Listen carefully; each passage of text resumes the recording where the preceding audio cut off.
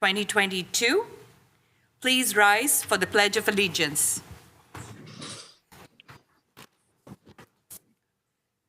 I pledge allegiance to the flag of the United States of America and to the republic for which it stands, one nation, under God, indivisible, with liberty and justice for all. Please remain standing for the statement of values. Secretary Bhatnagar. Yes. Statement of values.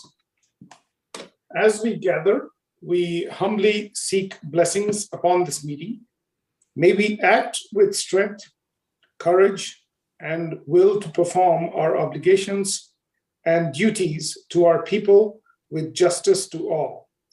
Let us seek wisdom so that we may act in the best interest of our people, our neighbors, and our country. All this we ask so we may serve our community with fairness and respect, putting their needs before all. Thank you, Secretary Bhatnagar. Please have a seat. We'll do the roll call. Elizabeth, please call the roll. Commissioner Bhatnagar? Yes. Commissioner Biagini? Here. Commissioner Cherukuru? Here. Cherukuru? Commissioner Hero? I think he's on mute. We'll come back to you. Commissioner Wang? Here. Commissioner Buza? Here. Commissioner Salame? Here. And Commissioner Hero, we know you are here. Your audio is off. And I will mark you as here unless we hear differently. Thank you. We have a full commission, so no excuses, and we have a quorum. Declaration of commission procedures. Secretary Bhatnagar, if you could read the meeting procedures for the record. Yes. Hope you can hear me. We can hear you. Okay. Declaration of commission procedures. Public hearings are conducted by the chair in accordance with the following procedures. There are 6 items. Number 1, the chair of the commission directs all activity during the hearings. All comments shall be addressed to the commission. Number 2, any item on this agenda may be continued to a subsequent hearing. Number 3, applicants will be allotted up to 10 minutes to present and justify proposals. 3A, following staff presentations to the item, other speakers will be given up to 2 minutes. The applicant is allotted up to 5 minutes for rebuttal of comments. Number 4, no additional comments will be accepted upon the close of the public hearing, although the commission reserves the right to direct questions to any speaker on any matter. Number 5, special procedures, time limits may be applied to any items as prescribed by the chair. And lastly, number 6, appeal of commission actions must be filed in writing within 7 calendar days. Thank you. Thank you, Commissioner Bhatnagar. Copies of the current agenda and staff reports for each of the items on the agenda are available from the Planning Division office on the Friday afternoon preceding the meeting and available online.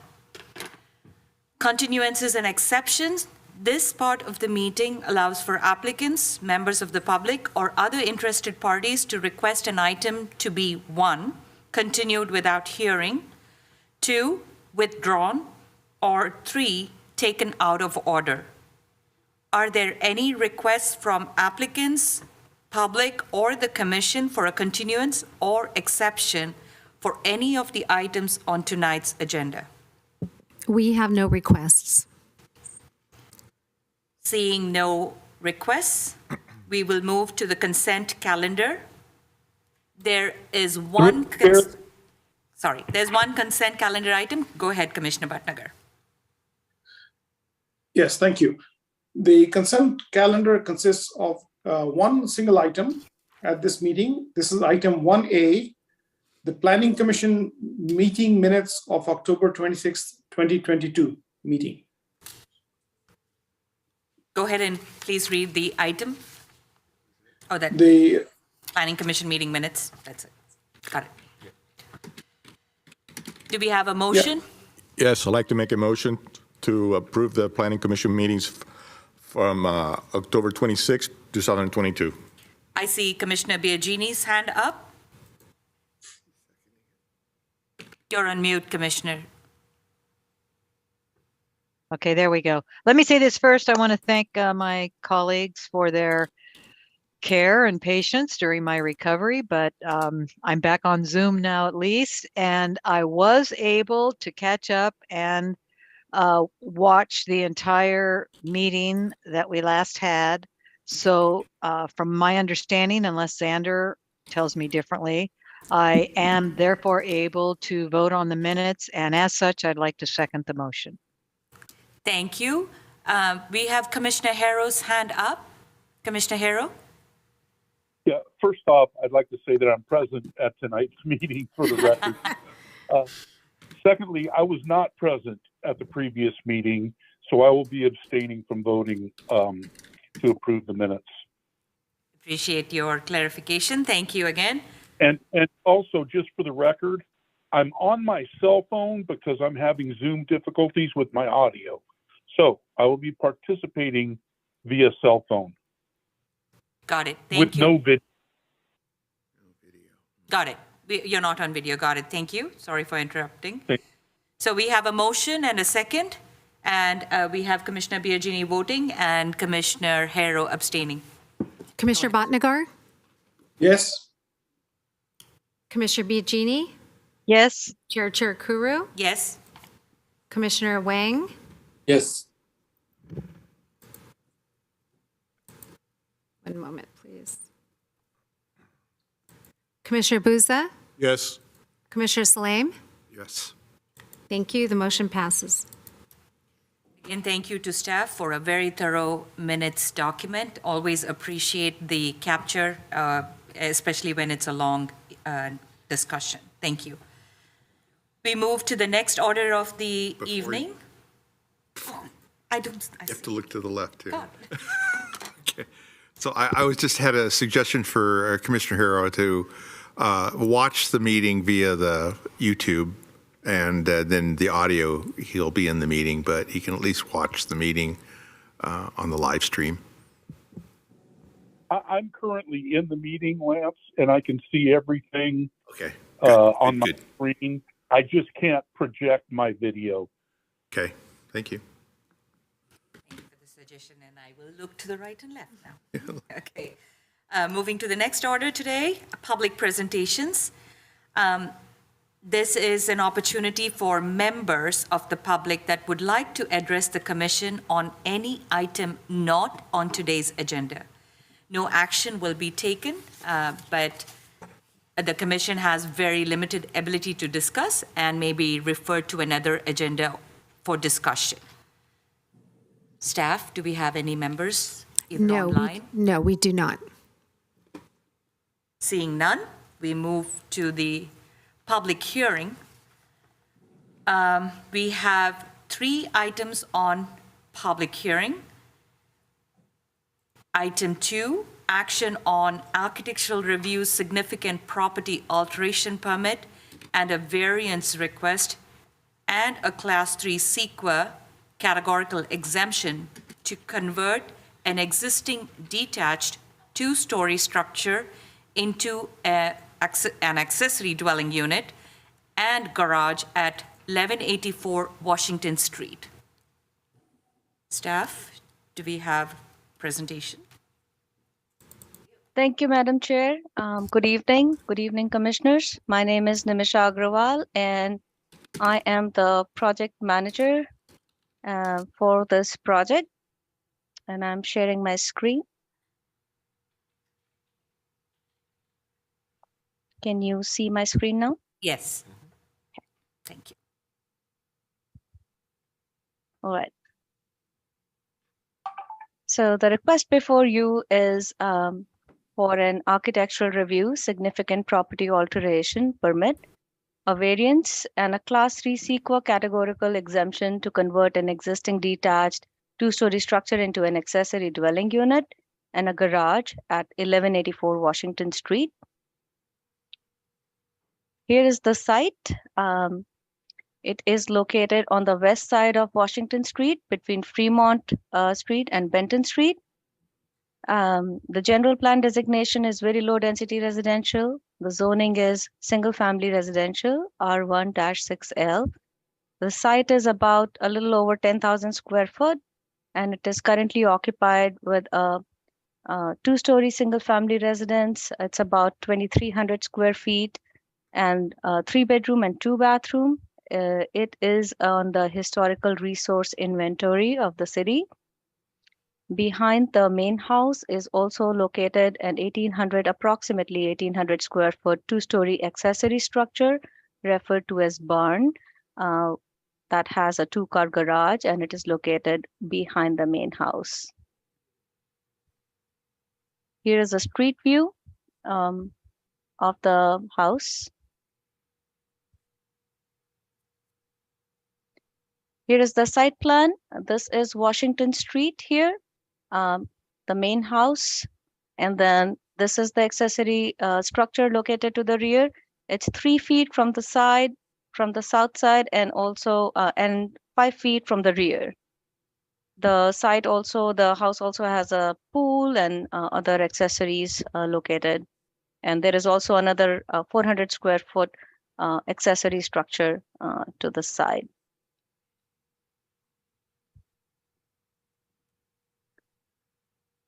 The proposal is to rehabilitate the existing 2-story structure that is behind the main house and to create a 2nd-story ADU, about 950 square feet, with 2 bedrooms and 1 bath, and also retain the 1-car garage on the first floor and a storage, and add a new half bathroom.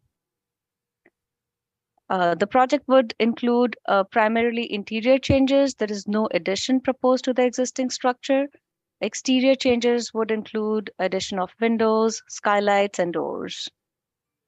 It would also require a variance for the height of the 2nd-story ADU to be 22 feet 6 inches, whereas a maximum of 16 feet is allowed. There is no work proposed on the historic main house that is located to the front of the property. Here are the plans. This is the existing floor plan. So as you see, the staircase will be relocated to the front to create an entrance, and a 1-car garage will be retained on the first floor, and a new half bath will be added to the back. This is the 2nd floor. It will create a 2-story ADU, a kitchen, and a bath, and then the staircase here.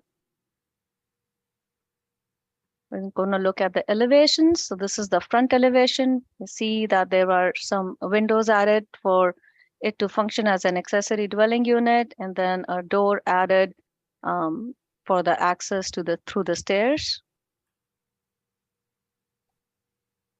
Here is the right side elevation. This is the elevation that will be oriented towards the backyard of the house.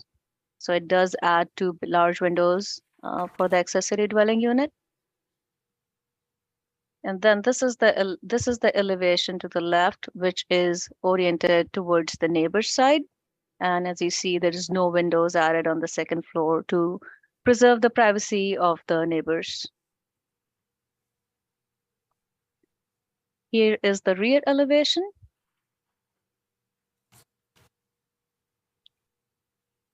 So an addition of an ADU on an HRI property is considered to be major alteration per the zoning code, and it requires a significant property alteration permit and review by the Historical Landmark Commission. On October 6th of this year, HLC reviewed the proposal that included the rehabilitation of the 2-story accessory structure, the variance, and also a Mills Act contract request to the City Council, and a recommended approval. Staff analyzed the proposal per our zoning code, section 18.108, 5.010, the Planning Commission can grant a variance by making the findings listed in that section. I have the code section to the right here.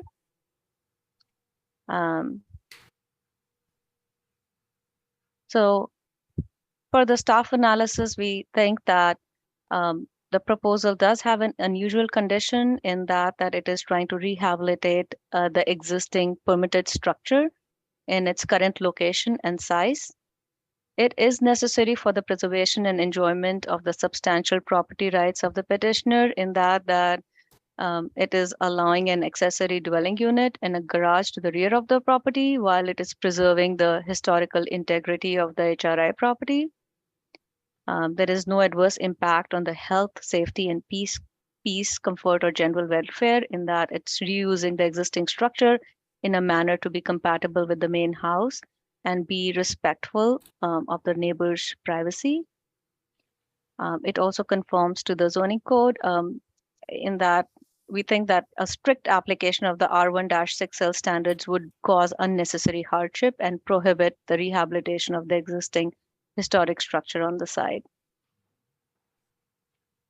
There were no public comments received on this project, and staff recommendation is for the commission to adopt a class 3 categorical exemption under CEQA guidelines, section 15303, adopt a resolution to approve the architectural review, approve a significant property alteration permit, and adopt a resolution approving the variance to allow a 22 feet 6 inch building height for a detached accessory dwelling unit, where 16 feet is the maximum height allowed for the detached ADUs.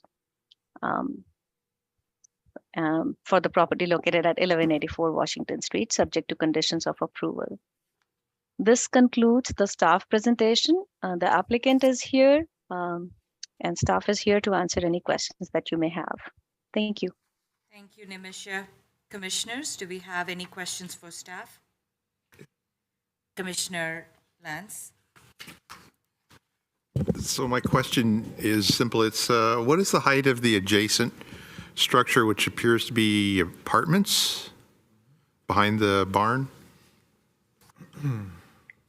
I believe it's a 2-story structure. I have not verified the exact height, but it appears to be a two-story, multi-story apartments. Yeah, I noticed on Google Maps 3D it's 2 stories. I was just curious as to how much of a difference in height will the final height of the ADU be in comparison to that existing apartment structure. But it'd be helpful to know how tall that existing structure is in the first place. I don't see any place else in the view where this ADU impacts anyone's privacy or quality of light or anything. So I'll probably be quite in favor of it. But I think we have a presentation by the applicant. So, Commissioner Boozer? I'd just like to make a quick comment on this. It's approximately 30 feet, 2-story building. I'm very familiar with that area there. When you're dealing in the all quad, if every single house over there is different, has a different height, different pitch, so you cannot use the same variance we have there, 16 feet. It just won't work when you're working with the old quad. If you look at the Moss Mansion, that thing is way below, above that, and directly across the street from the house is also a 2-story house, and also in the corner of Washington Bend, the same thing that goes way beyond that. Since nobody's complained about that, I think this was going to work. It's pretty good. They're going to do it. It's a beautiful home. Thank you, Commissioner Boozer. Do we have any other Commissioner Biagini? You're on mute. How much we forget about Zoom meetings. Let me reserve my comments until after the applicant has spoken. Sorry. No worries. Any other commissioners for staff? I have a couple of questions of staff. Could staff describe briefly what is the historic significance and its implications with the historic register inventory? Yeah, so this house was constructed in 1861, around 1861, and it is on the historical resource inventory of the city. Under which criteria? Under which criteria? For historic significance? Yes, it is. It is the house itself, the main house itself is considered to be historic. For architecture or person? It is for the age and also for the architecture. It is a blend of, believe, Gothic And Greek? and Greek architecture. Yes. So I was interested. I got the architecture part. I wanted to see if, considering the size of the property, the style that it was built, if it was also associated with somebody of influence or historic significance from a person standpoint. But if that's not the case, that's fine. I just wanted for the record. Also, is the intention of the barn / now home to preserve its exterior features? Yes, pretty much, as much as they can preserve, they have preserved the barn in its current location and size. There's no addition, and as much of the exterior that they can preserve. It's only the addition of the windows to create or have a functional residential unit on the second floor. Okay. And what is the juxtaposed with the new square footage of ADU required under the new zoning, updated zoning, versus the square footage that this ADU would allow? So our code would allow up to a 1,200, or currently an applicant can propose up to a 1,200 square feet ADU, and this proposal would create about a little over 950 square feet of the ADU space on the second floor. It is only the height that requires a variance. And why would it not require a variance for the square footage? Because they can construct up to a 1,200 square feet ADU, and this is 950. Oh, but it said 1,804 square feet. That's why I'm curious. So the entire structure is about 1,800 square feet, but that is including the first floor and the second floor. I see. So the first floor is garage plus storage, and the second floor is 958 square feet, I think, to be exact. Okay, that's very helpful. Thank you. Okay, that's all I had of staff. Appreciate it. Do we have a presentation by the applicant? And sorry to belabor things, Chair, but I wonder if we need to check in periodically with Commissioner Hero since he has no way to raise his hand. I'm sorry. Good point. Thank you. Commissioner Harrow? I'm here. Okay. But if you have a need for comments or questions, since we can't see your hand, would you be just kind enough to just barge? I still raise my hand. Oh, sorry. Are we done? This was the applicant. Give me just a minute, Yep. Rob. Sure, no problem. Commissioner Harrow, were you going to say something? I have the ability to raise my hand. Okay, got it. Okay. I have. All right, Rob, we'll move to you. Thank you, Xander. Sure. Thank you, commissioners and staff, for your time. This is a fun one for me because it's an existing structure, a quite large existing structure, and to adapt it to provide additional housing is a great thing. For some reason, I'm seeing two of me on this, and I'm getting a weird delay. It's because you're on council chambers as well as Okay. you're on your own. Okay, so as long as you can hear me okay, I guess I'll, so anyway, we're gonna take this structure and adapt it and reuse it for much needed housing stock, not only for the applicant or the homeowner, but potentially for somebody else if they decide to rent it out at some point. We aren't putting any windows on the second floor facing to the left apartments or to the rear houses. So we're preserving their privacy. We are enlarging the windows facing the pool or the yard to the right for escape from the bedrooms, as well as providing the required natural light and ventilation. As was described, the downstairs is just going to be a large garage / storage area. the ADU is 958 square feet. We are going to be removing, for structural reasons, probably some of the board and batten siding.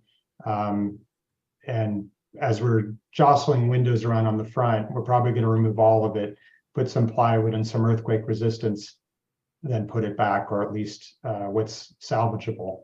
And so similarly, that may happen on the western and southern exposures, which have taken quite a beating over time. So that's kind of it regarding to the guest house. I can answer any questions if you have them. Thank you, Rob.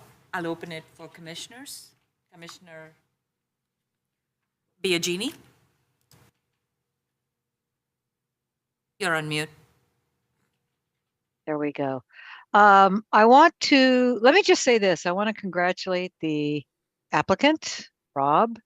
I thought it was a very thoughtful presentation that you gave us on how you're going to reorient and work on that property to add, as you say, much needed resident unit in Santa Clara.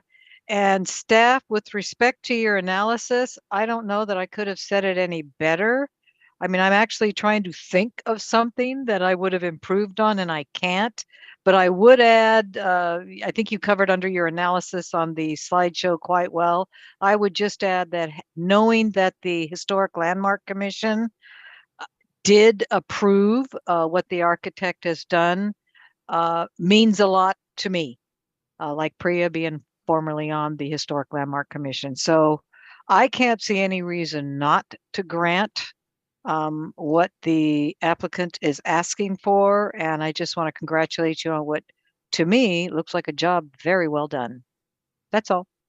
Thank you, Commissioner Biagini. Commissioner Bhatnagar? Yes, thank you, Chair.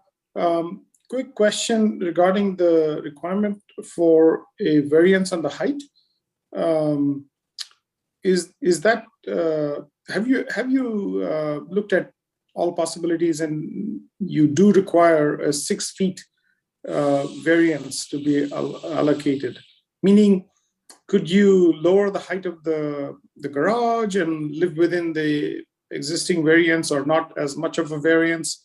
Just wondering if you've thought about that, or what the analysis was in the case of that much of a height adjustment required. Thank you. Well, I can address that. Yeah, I mean, it's an existing structure, and so so what's interesting is I've presented to the Planning Commission for many years 1.5-story ADUs, because they're more like the old barns or carriage houses that are in the old quad, and so they fit more naturally within the old quad. And so I've had many approved because they're being historically sensitive, rather than doing a ranch style ADU behind an amazing historic house. And it's kind of like Commissioner Boza said, is that in the old quad, a lot of the roof pitches of the houses are a lot steeper. So many of the existing houses in the old quad go higher than what's the standard for the district. So what happened in 1969, that's the last time our ordinance that's where our ordinance dates from. We've had micro updates over time. That ordinance was done in a time of ranch developments, okay? They really did not consider the historic structures in that ordinance. And that's why oftentimes present even new 1.5-story or taller guest houses, because they fit more naturally into the old quad. To throw a low slung ranch ADU behind this, it looks like a ranch house, because the lower pitch roof is the only thing you're going to be able to achieve it in, or doing a really butchered roof line, because 1,200 square feet is difficult to house in 16 feet. So interesting, the new zoning ordinance is proposing allowing taller, up to 25 feet ADUs. Okay, so that's going to be something you as commissioners are going to be reviewing. It's obviously has to be discussed and dissected, but anyway, so that's a little background on that. Because if we had to cut it 6 feet, you're pretty much cutting the whole second floor. At that point, you're destroying the structure. And so, look at it this way, that there's windows already on the second floor. They were using it, I believe they were either cabinet makers or making something out of wood, the previous owner. So there are people inhabiting the top, at least from a residential work perspective, looking out and everything. But if we're not causing any shading changes from what's currently there, right? Sometimes when you build tall, you're shading somebody's sun, right? But we're not changing that. So it's the way it is. And then the next thing I usually look at is, and I try to design as if I live next door, is are there any windows that are looking onto another property?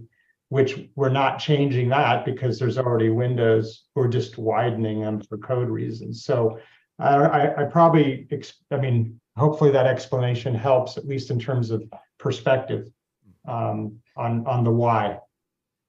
Yeah. Okay, I'll take that. What I take away from your explanation is that 6 feet is required. Anything much less than 6 feet simply does not satisfy the homeowner's requirements or structural changes that you want to get done. So if that's the answer, I understand. Thank you. Yeah, sure. Thank you, Commissioner Bhatnagar. Commissioner Booza? Yes. Rob, I just want to bring something to your attention. You're probably familiar with it, that just goes beyond the 22 feet in one of the residents right around the corner from them. I believe it's on Main Street, facing the house was the east side of the Main Street, about the two houses from the corner of Benton Main Street. If you looked in the back of that house, it has already an ADU, but that was done many years ago, and that goes beyond 22 feet. It's almost the same height as the apartment building. So it's something that you can, the commissioners can drive by when they ever get a chance, or if they go to the farmer's market, just drive by there and take a look at it. And it already has an ADU unit for people to reside there too. Well, Mary, what's interesting is I designed that. So that was that's at 1141 Main Street. That was presented to this commission again previously. I don't think you were on the commission at the time. Okay. And that was taking a vintage carriage house, which had a second story, and doing the same thing, adaptive reuse. I believe that was before, because I was going to buy that house like in the 80s. Well, if it's 11. Yeah, I don't think it is. It's the other house. When we get together one of these, probably Saturday, I'll show you. Well, 1141 Main Street is a two-story carriage house, and that house is the second in from the corner from Benton. So maybe you're third. I don't know, but it is the third one. Yeah, it is. I mean, because Judy Tucker lives right next door. So, but anyway, it's a similar example. I've done several historic conversions. Actually, this is my third, and then I've done probably 5 new proposals of a similar style. So. Thank you, Commissioner. Thank you. Thank you, Rob. Again, I'm assuming I'm the last, for being such a steward of our Old Quad Historic District. I've seen your projects come through while I was at the Historic Landmarks Commission. Appreciated the creativity and the adaptive reuse and the rehabilitation of enabling old structures to have new life in them. So appreciate the work you're doing. Couple of questions. How big is the main house? Yeah, that's a good question. It says it on the main house. Sorry, I've got it right here on the other screen. I can get some things cleared up. 2,871? 2292. Got it. Yeah, 2292, 1,200 on the first, 1285 first floor, 1,007 on the second.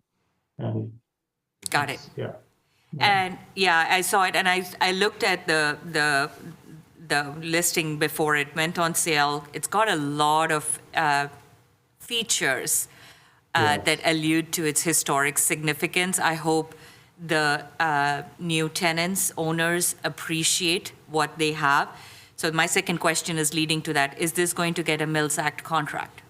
Yes, it's not something that you're here to review, but that was recommended by the Historic Commission, and that's part of our planning application. For sure. Yeah, this house is very similar to my Gothic Revival house. Yeah. In terms of its layout and everything. It's super interesting. We had been working on a design for that, but this was something a little bit more pressing because, sometimes it takes living in a house a while to kind of get a feeling for the nuances of it. And so I'm kind of glad that we put that on the back burner and we're focused on this right now. Yeah. Yeah, thank you for confirming, only because you are here for a variance, but the variance is to support preserving a historic resource and a future Mills Act, meaning it has a higher level of credibility, recognition, a gem back into the city's historic district. So thank you. Are there any other, Commissioner Lance?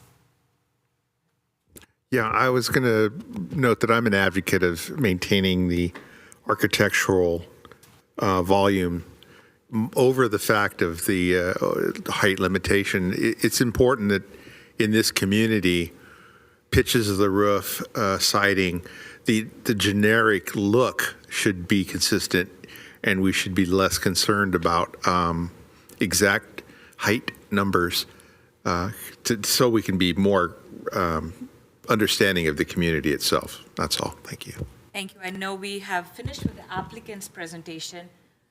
Xander, do we need to open it for public comment now? Yeah. Yes, Chair, that's appropriate. Thank you. We open for public comment. Are there any members of the public who wish to talk on this project? Elizabeth, do you see anybody Yeah, online? no, we don't have anyone. Thank you. And seeing none, not for this, and seeing none in the floor here, I will also have one additional question to staff. What is the new ADU zoning ordinance generally targeting height? What is the height for ADUs? I thought you were going to ask the square footage. The square footage is 1,000, isn't it? Oh, it's 1,200? It changed when you were gone. I'd be happy to look it up, but Okay, it'll take a thank few you. seconds. While our attorney and staff are looking it up, are there any other comments, or do we have a motion on Commissioner the floor? Biagini has her hand up. Oh, I'm sorry, Commissioner Biagini? While we wait for Xander, I was going to propose a motion to close public comment. Thank you. Any seconds for closing public comment? I second. Got a motion and a second?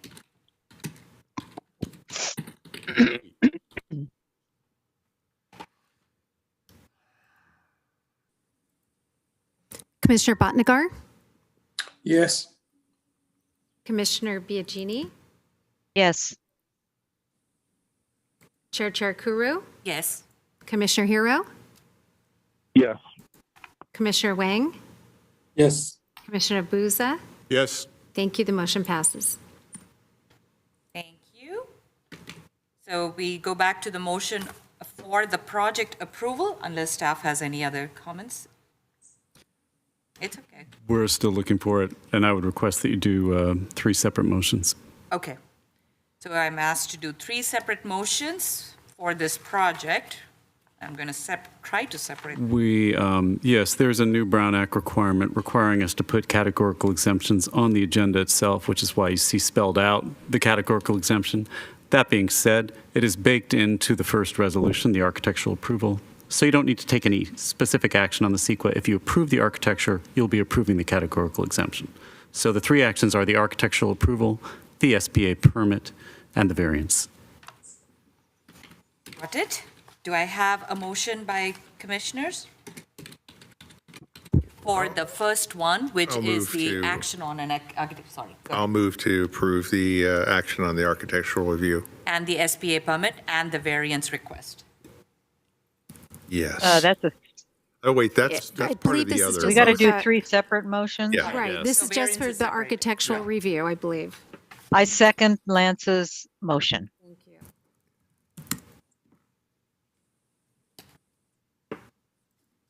On the architectural review. Got it. Commissioner Bhatnagar, Yes. Commissioner Biagini, Yes. Chair Kuru, Yes? Commissioner Hero. Yes. Thank you. Commissioner Wang, Yes. Commissioner Buza, Yes. Commissioner Slame. Yes. Thank you. The motion passes. We now have the second motion for the variance request and the SPA, I'm assuming? Just the SBA permit, please. Just the SPA. Second motion to approve the significant property alteration. I'd like to go ahead and move that we recommend adopting a resolution. No, back off. That we recommend approving a significant property alteration SPA permit. I'll second that. And for clarification, this is not a recommendation. This is a final action. You're simply approving. Yes. Thank you. What he said. Move to approve is the actual. Got it. Okay, and this was seconded by Sorry about Commissioner that. Salame. Thank you. Okay. Commissioner Bhatnagar, Yes. Commissioner Biagini, Yes. Chair Kuru, Yes. Commissioner Hero, Yes. Commissioner Wang, Yes. Commissioner Buza, Yes. Commissioner Salame. Yes. Thank you. The motion passes. So now we do the variance. Variance request. Please. That's four. Three. So motion to approve the variance request with the height addition, height change. We have anybody? I'll make that motion. I could read the whole thing again, or just simply state adopt a resolution approving the variance Yes. for the building height for the ADU. Is that I good enough? second- Yep. Yes. Okay. Perfect. I seconded.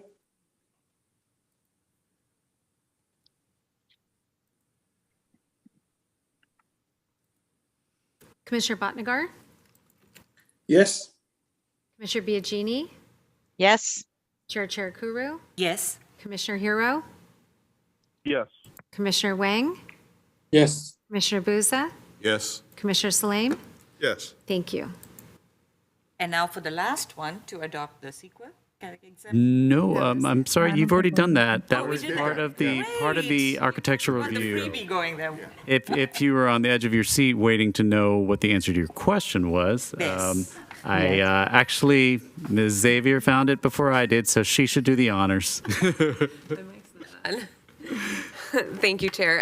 As proposed in our current draft zoning ordinance update, the maximum unit size is 1,000 square feet for a detached ADU. The maximum building height is 25 feet. Or less So it- than. Or the- less than the height of the main structure, whichever is less. Yeah, thank you. Technically, if we had the zoning ordinance updated, this Correct. would be already a discretionary approval. That would be correct. Got it. But it would still need the SPA permit. To come. And, yeah, variance. yeah, just not the variance. Nice, thank you. Again, welcome to our owners of Sheehan, I'm assuming. Thank you for applying, and thank you, Rob. Thank you, commissioners and staff. Have a good night. Moving to the next item. Do I hear a voice? The third item for the evening is action on a variance to the rear accessory building setback and the accessory building setback from the main building to allow a 68 square foot accessory building in the rear of a single-family resident at 2121 Sheraton Drive, and action on a Class 1E categorical exemption under CEQA. Staff?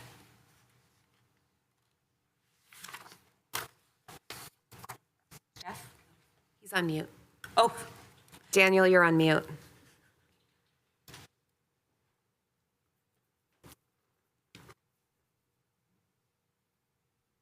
Daniel, we can't hear you still? Okay, how's this? Yes. Oh, perfect. Fantastic. Thank you so much, Chair. My name is Daniel Subcheck, staff planner here and project manager on this variance application.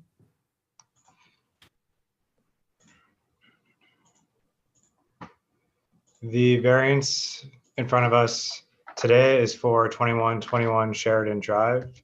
The applicant is requesting a variance to maintain the rear accessory structure. The structure is located in the rear of the lot on Sheridan Drive and can be seen here. It's this one with the arrow. In early 2022, the applicant started to erect the hobby hut accessory structure of 68 square feet in the rear of the lot. The structure is located within the rear accessory structure setbacks, which is not uncommon in the city, but it is not up to code. The applicant was alerted to the structure being within the setbacks and applied for this variance. It appears that historically this area has been a site where we've seen structures, as can be seen in this aerial image in 2007. Some sort of structure seems to be present in that location, as well as this aerial image from 2011. I'm not sure if it's the same structure though. Per the Santa Clara City Code, accessory structures must be 5 feet from the rear property line and 3 feet from the side property line and 6 feet from the main structure. Accessory structures are not allowed to be in front of the main structure. This map shows a approximation of the accessory structure setbacks. The part in white would indicate where the applicant could approximately build a accessory structure and be within the code.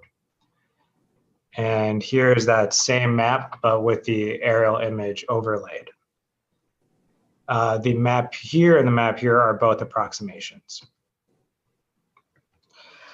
The applicant is applying for a variance of 3 feet and 5 inches for the rear accessory setback, which is 5 feet, and he is applying for 3 feet 7 inches for the accessory structure setback from the main structure, where 6 feet is required. This slide shows the proposed elevations of the structure. We have the rear view as well as the 2 side views. The staff analysis.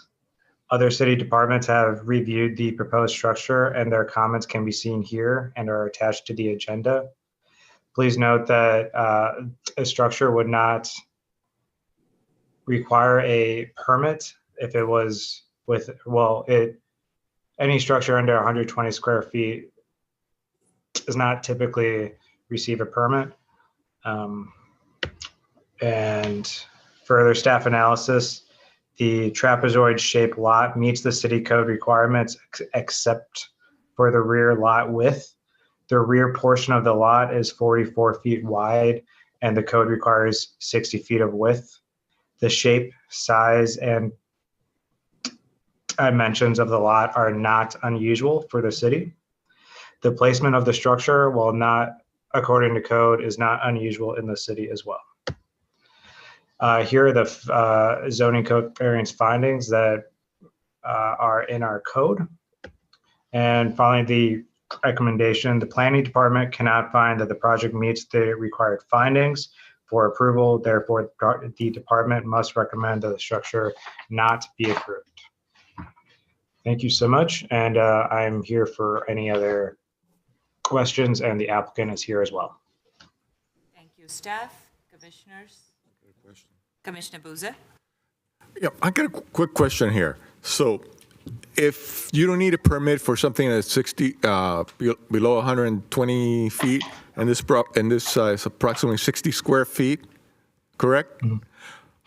How did this come about that we found out about it and we're going through all of this right now? I'm just curious. Because I know we don't go knocking on doors and looking in backyards. No, if we did that, we would have a lot of work on our hands. Yeah, I know a few places that are building some right now that is it's not even close to this. But so can you tell me, please, enlighten me? Thank you. Sure thing. It actually came as a code case, I believe in April was when the code case first appeared in our online portal. So somebody complained about it, in other words? Yes. A neighbor complained about it. Okay. Yes. Thank you. Commissioner Biagini. I'm not I mean, I think that kind of answered my question, but applicant was alerted to the non-complying location with the code case in April, right? And then tried to work with the city for a variance. What I'm kind of struggling with is, and I'm trying to put myself in the homeowner's shoes. You start working on something and all these folks are telling you, don't worry, you don't need a permit. And then all of a sudden, oh, wait a minute, no, you do need a permit. I can understand the setback areas, but where maybe you could explain a little more detail, Daniel, how this came to be that the homeowner is, I'm going to make some assumptions in this comment, is already done some significant work on this, and then they're told, no, wait, oops, stop. And the stop then has to pass muster with us tonight as to why they didn't get permits that they didn't think they needed. Does that make sense? I mean, I'm a little concerned that if they went to the fire department and the police department and the Parks and Rec and everybody says, hey, don't worry about it. And then code comes along and says, oh yeah, you got to worry about it. How would a homeowner know what department within the city they need to go to get the final answer? Can you help enlighten me on some of this process conundrum? That's an excellent question. And for my 7 months now here at the city, I've had similar questions. This is, of course, the first variance that I've seen that's dealt with a small structure like this, but during the permitting process, I've definitely seen many of these small structures that straddle the property lines that don't have permits. And the way that I've been explained is that we don't go out to look for these. The only way that this would come to you all is if it was called into our code officers. And because the code says 6 feet from the main structure and 5 feet from the rear, and unfortunately, there's no exception for smaller structures, we are here. The applicant also might chime in once it's his turn to talk. Yeah, but that doesn't really, forgive me, I'm Yeah. going to try to say this gently. That doesn't really answer my question on how would a homeowner know where they should go to get the answer that they need so they don't end up in the situation like these homeowners have tonight. Madam Have a Chair, planning manager. yeah. Madam Chair, if I may. So the information Daniel presented you with the other departments reviewing it, that was specifically when they submitted the variance to us. We checked in with the other departments just to get their feedback on the structure. Typically, a homeowner, like you saw on the slide, doesn't require a building permit if it's 120 square feet or less. If they were adding electrical, let's say, they would require an electrical permit from our building department. So there are other rules that do apply. Our zoning code regulations, we do have things that are just permitted as of right, like an accessory structure, if it meets the setback requirements in the code. So in this case, there was a code case. A neighbor did call. We did check it out. It doesn't meet those code setbacks. We let the applicant know. Their only option is to remove the structure, or they have this variance process to come before you to try and keep it. Okay, understood. But let's go back to prior to 2022. I want to put this 60 square foot unit. Who do I call in the city to make sure I'm not going to run afoul of some code somewhere? Thank you, Madam Chair. Actually, we have something called our permit center. You can call, you can email, you can come in person. We have building code staff as well as planning code staff that staff that permit center, and we provide public information service there. So you can come and ask your questions. There's a planning staff there that can provide answers to you. Those are the public information processes that we have for a homeowner. And that information is also available on our website if you're savvy enough to poke around on it. But we do have that public information service available for our community members. Okay, thank you. And, that's nice of you to elevate me, but I'm not Madam Chair. Oh, sorry, I was looking at the chair. All right, in any event, so for those listening who might find themselves in a potential similar situation, the word is go to the permit center if you are going to do something that you wonder might somehow require a permit, and don't listen to the next door neighbor or the cop down the street or somebody else. Go to the permit center. Is that what I'm hearing? That is correct. Okay. That's all I have to add. One right thing- now. Hold on. Commissioner Bhatnagar? Yes, thank you, Chair.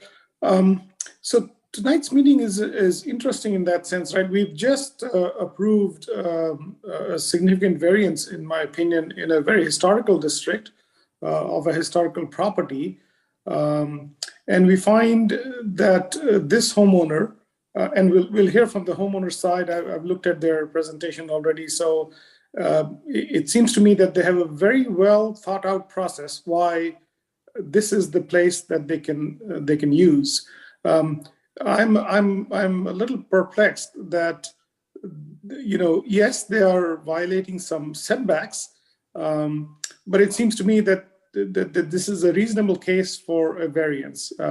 So I'll stop there, and I'll perhaps ask my questions after the applicant has presented. But that's my take on what we are seeing here this evening. Thanks. Thanks. Commissioner Boozer? No, I'll just wait for the applicant to address the commission. Commissioner Harrow? Yes, I was wondering if there were any opposition from the public that came in with this application for variance. Obviously, somebody complained. Did they take the time to oppose it tonight? We'll find out when we open public comment. Actually, some post-meeting material was sent to all commissioners, and I believe, I don't recall off the top of my head, there were 2 comments from the public. I believe one was in opposition and one might was in favor. Yeah. Correct. Yeah, you're correct, but it was very late breaking in the day. Yeah.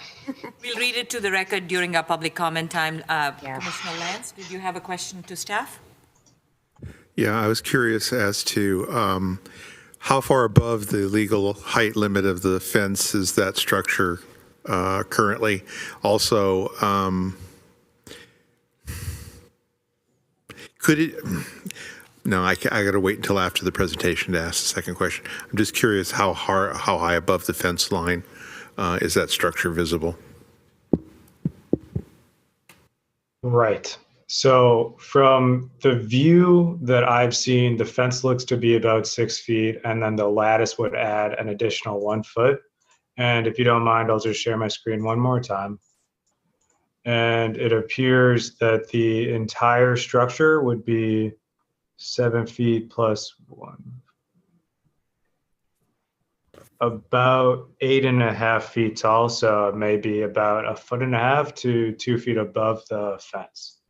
But Okay. I believe the applicant should have the exact. No, that's just, I just needed to understand roughly. It's not like 10 feet above the fence. It's 1.5 feet. Got it. Thank you. Thank you. Commissioner Harrow, your hand is up. Do you have a question of staff? Okay, I have a question. Sorry, question to staff. What is the setback from the adjoining property that it's closest to? What would be the Right, true so- separation from structure to the closest wall of the adjacent property?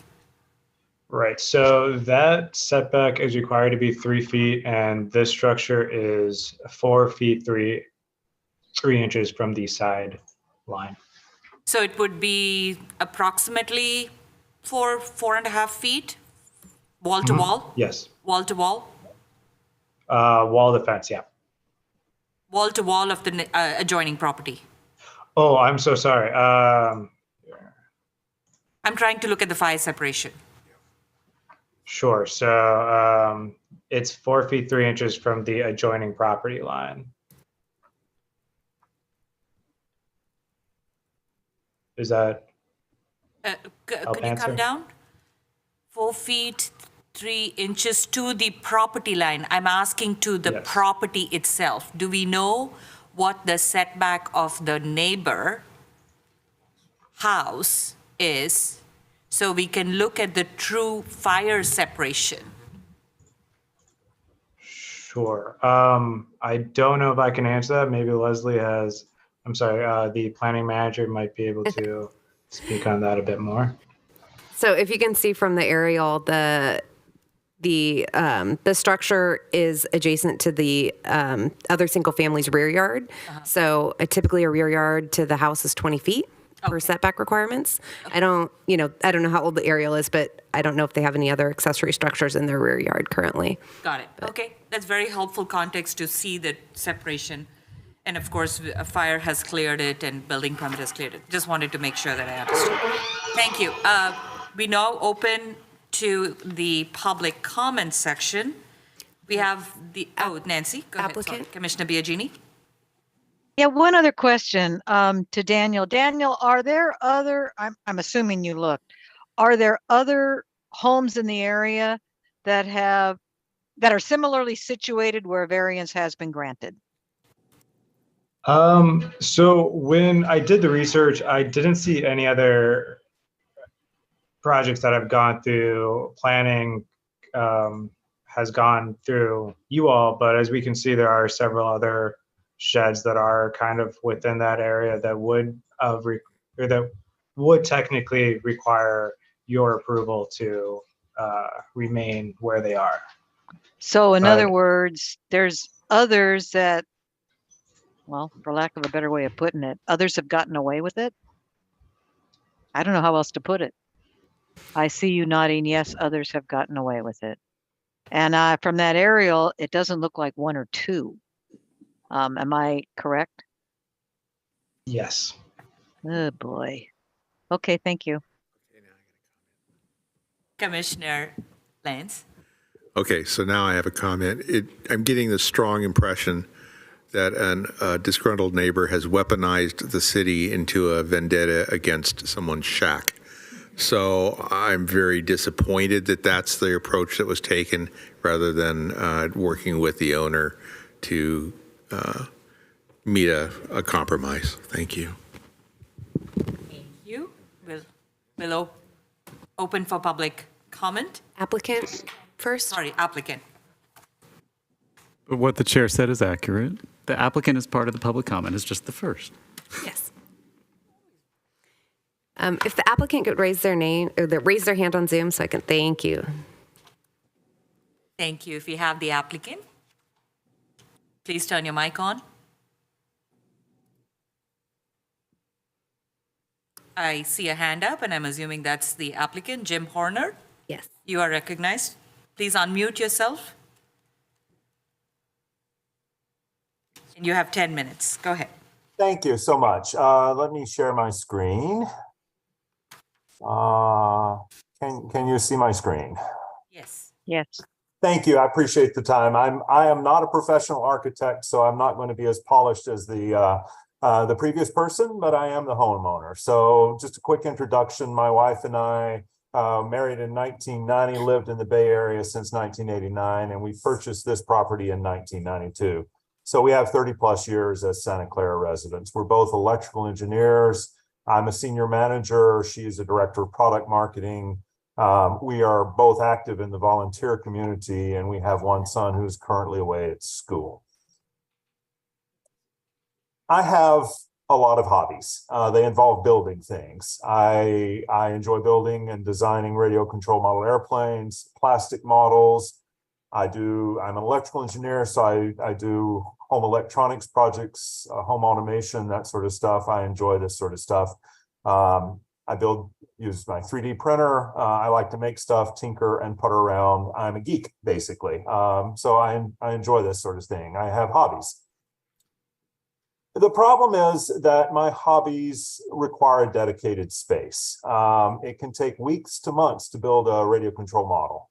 Requires a large building board, glues, paints have a bit of a smell, balsa dust is generated, specialized tools, not conducive to happening inside the main house. Plastic models can also take time to build. They have small parts, which means it's not good to pack and unpack the project after each building session. It's better to have a dedicated area.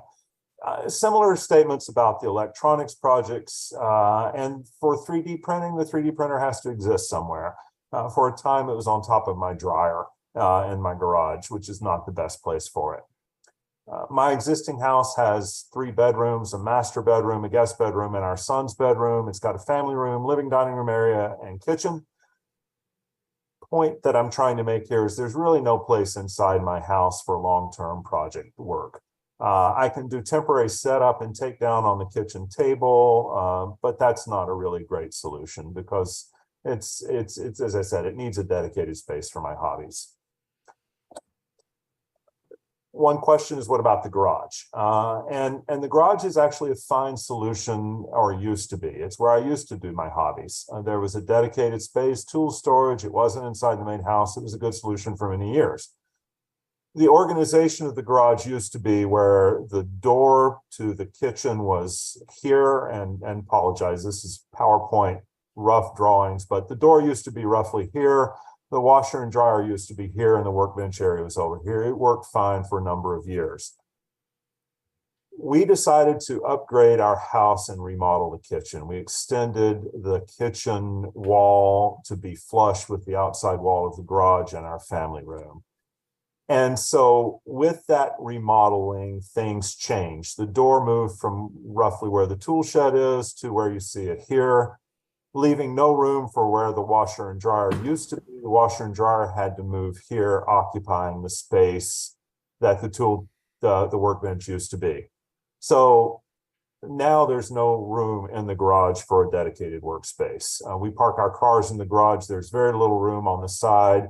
Really, the only space was here, and as you can see, it's just not possible to do this in the garage anymore. So I have lost a dedicated workspace due to the kitchen remodel. So that's reduced the time that I can devote to my hobbies. Our son is away at school, possibly maybe moving back. Retirement's nearing. I want to find a solution. A small outside structure would be ideal. It would be a dedicated space. It could have everything I need to pursue my hobbies and interests, not create a mess inside the house. It's ideal. One thing I want to discuss briefly is the property improvements we've made since we purchased the house. And I want to particularly talk about the backyard, the original backyard when we bought the house. Concrete everywhere, with the exception of a wooden deck, which although I refinished it several times, it eventually succumbed to termites. You can see it's attached to the house. That was a concern for a possible entry path for termites. The deck kind of rotted away. It was very old. There was a jacuzzi hot tub in the middle of the backyard.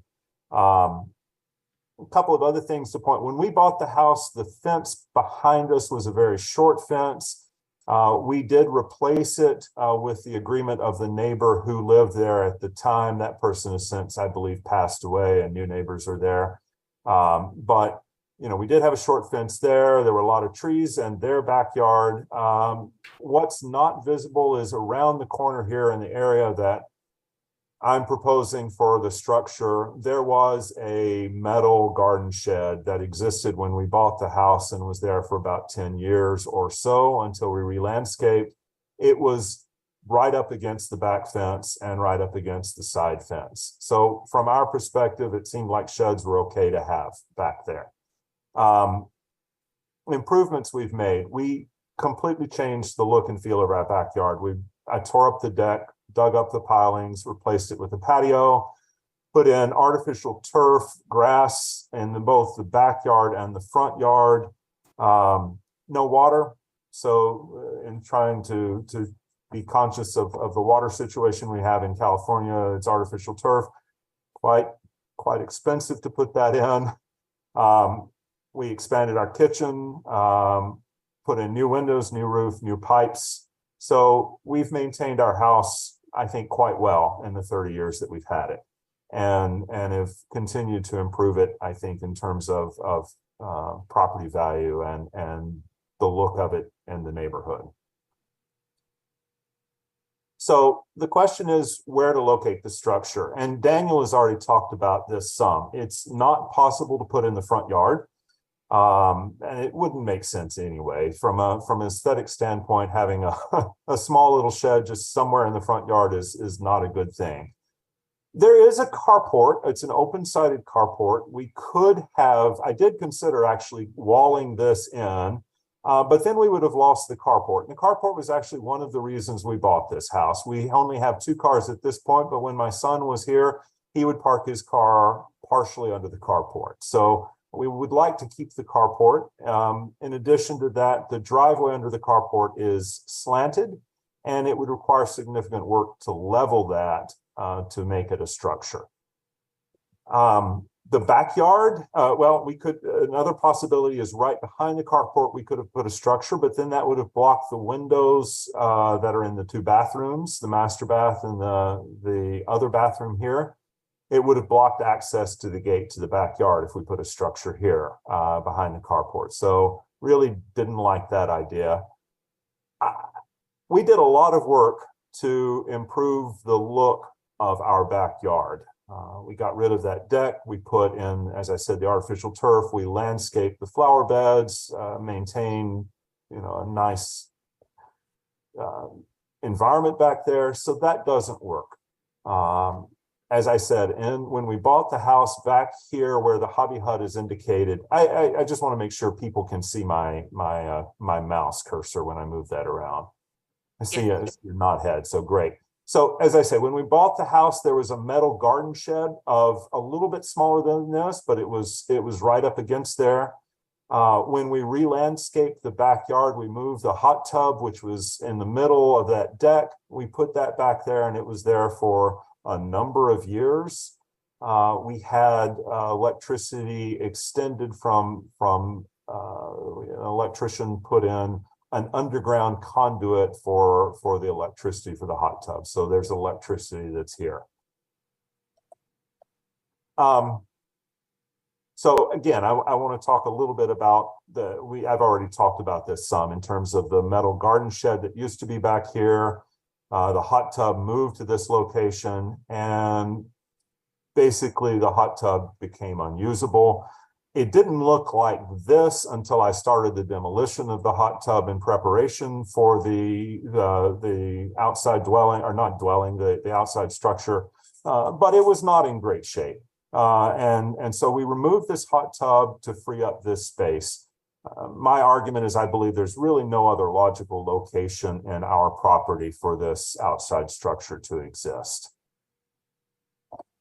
Let briefly describe the structure. It's approximately 8 feet by 8 feet. It's got a gambrel roof, a max height of about 9 feet, which is, as Daniel said, it's about 1.5 feet to maybe 2 feet above the top edge of the back fence, including the lattice work.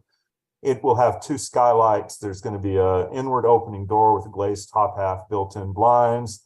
I've got a window to provide light facing the side yard. I'm going to finish it with stucco, paint it the same as the main structure. It'll have a composite shingle roof. It's on a concrete slab. Treated wood is in contact with the slab. It's bolted to the slab. I intend to have a finished interior, workbench, drywall, LVT flooring, LED lighting, etc. I did all of the design and construction of this myself, with the exception of pouring the concrete. Thank you, Jim. You are at time. Do you want to do wrap up? Okay, a couple of pictures. I want to point out that there are additional sheds in the neighborhood that are, I believe, in violation. In fact, I looked at our entire neighborhood. Everywhere you see a yellow letter is a shed or outside structure that most of which do not have permits. And I'm not even sure the permits, some of these are 1966 permits. I'm not sure they apply to the outside structure, but approximately 44 properties, approximately 61 outside structures, which likely violate the ruling or the setbacks. Thank you, Jim. I think we got it. Okay, thank you. I appreciate your time. Thank you. Okay, any questions of applicant? Lance? No? I got a question. Commissioner Boozer? Sorry. Jim, Yes. I mean, I would be happy to be your neighbor. You take really good care of your home. You have a lot of pride in your resident. I'm glad that you live here in Santa Clara. There's only one concern that I have. You mentioned 2 things. You mentioned that you're working with glue and paint. You know, that is flammable. So you got to be careful when you're doing stuff back there in your shed. Make sure you have ventilation and fire extinguishers and so on. I thank you for that. I do plan to have ventilation. I plan to put in a vent similar to a bathroom vent that exhausts outside. Hoping to have some sort of HEPA filter or activated charcoal on that to vent that out. Yeah, and one more thing. I also commend you for giving rights to the kids at Reed Hillview. That was just happening a couple of months ago. We do it every month from, I believe, April through November. This year, our chapter flew, well, last month, I believe this year we've had almost 1,000 kids. So thank you for that. Yeah, I was going to do that, but I didn't have time. Thank you so much. Thank you. Commissioner Bhatnagar? Yes, thank you, Chair. One quick question regarding the size and maybe the shape of the structure. So if you think you need 60 or 68 square feet, would there be some possibility of getting more in line with the code as far as the setbacks go by making it more rectangular as opposed to a square and utilizing that space anyway, but kind of making it, conform to code better? Yeah, there might be some concrete work involved, but just a thought. Did you think about that? Well, as you can see, we have this artificial turf that goes pretty much all the way to the edge here. So this is concrete, the patio and the sidewalk. In order to meet all of the setbacks, which is 6 feet from the main structure and 5 feet from the back shed, which I did not know, by the way, when I started building this. I looked online and said it's too small for a permit, so I went for it. I didn't realize, I probably should have come in, but it would still be very, very narrow, and it would have to destroy a lot of this artificial turf here. And it would be a very narrow structure anyway. I calculated to meet the 6 feet from main structure and 5 feet from this, the shed would have to be about 6 inches wide. Okay, thank you for that explanation. That is what I was expecting, but wanted you to elaborate. Thank you. Yep. Thank you, Commissioner Bhatnagar. Am I missing any other commissioners before I ask my question? Thank you, Jim. Quick question. You do sound like my husband a lot, and I'm glad you have an empathetic wife. Do you do a lot of sound generating stuff in this 8x8 cubicle / with a roof? That's a very good question. No, it's primarily using an X-Acto knife or maybe some wire cutters and stuff like that. If I put the 3D printer back there, it would be making a 3D printer noise, but I plan to insulate the shed or the, inside. So I suspect that it will, there's not going to be a lot of sound coming out from this. And the sound that happens is pretty low anyway. Were you able to understand from your neighbor what their real concerns were? So they never talked to me. Okay. About this. They never raised it. The first time that I heard about this was a problem was the letter from the city saying I had a week to destroy the shed. And I had already spent a lot of time building the entire structure. So the neighbor never contacted me. Okay. I see a couple of more hands. Commissioner Huang? Oh, thank you, Chair. Yeah. Is this shed under a power line? There's a power line which is coincident with the back fence. So it's the power line goes this direction and is right over the back fence. Okay. The power feed to the house at this corner here is where the utility pole is. I believe it's in this, I'm not sure which yard it's in. There's a yard back here and then the neighbor yard here. The power feed for the house comes from this utility pole here. Whoops, I am so sorry. To the corner of the house here. Okay. The power that I was planning to use for this is actually underground, in conduit that goes underneath the patio, underneath the backyard. There's probably 8 or 9 inches of compressed gravel under the turf, and the conduit is well under that, and then comes up here where inside the shed or inside the structure. And I plan to put a utility panel there, which it's like a sub breaker box. Okay. Do you have another picture to show the distance from this shed to your neighbor?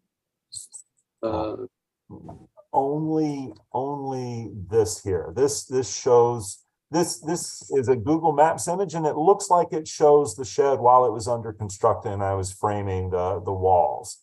So you can see the fence here, and then the back wall of the shed is here. It's measured about 1.5 feet, although I do have, let's see if I can, you can't see it here, but I've extended the roof line a little bit, both front and back. This is longer than it's going to eventually trimmed off, but for the purposes of aesthetics, it extends about 6 inches beyond the main wall of the shed. Okay. So this shed, it's 9 feet tall? It's about 9 feet tall, yeah.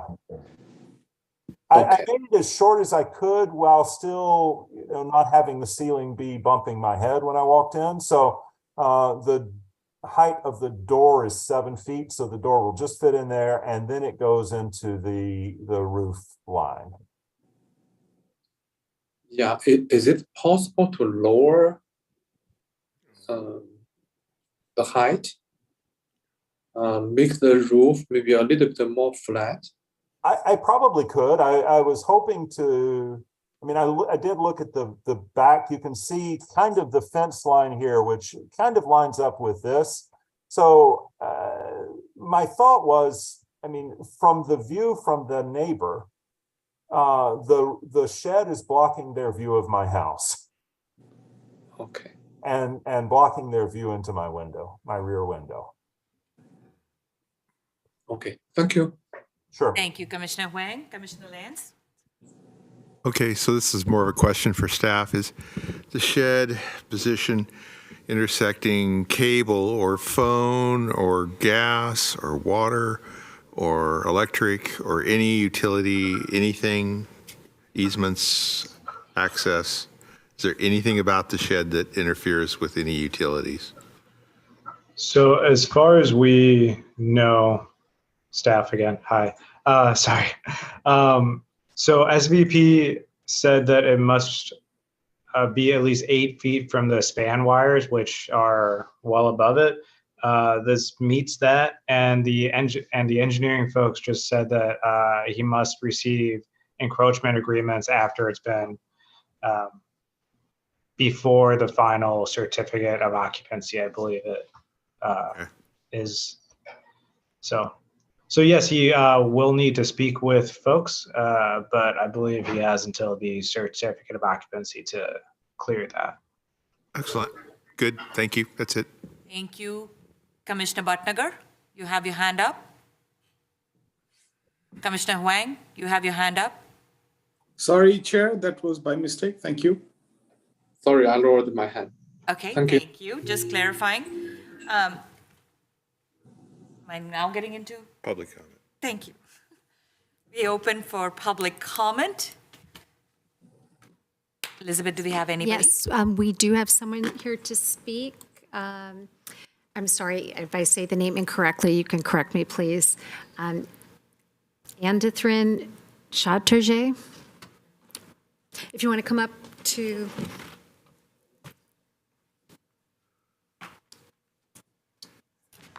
Good evening. So my name is Anne-Catherine Chatterjee, and I'm the direct neighbor, so I'm most affected by the shed.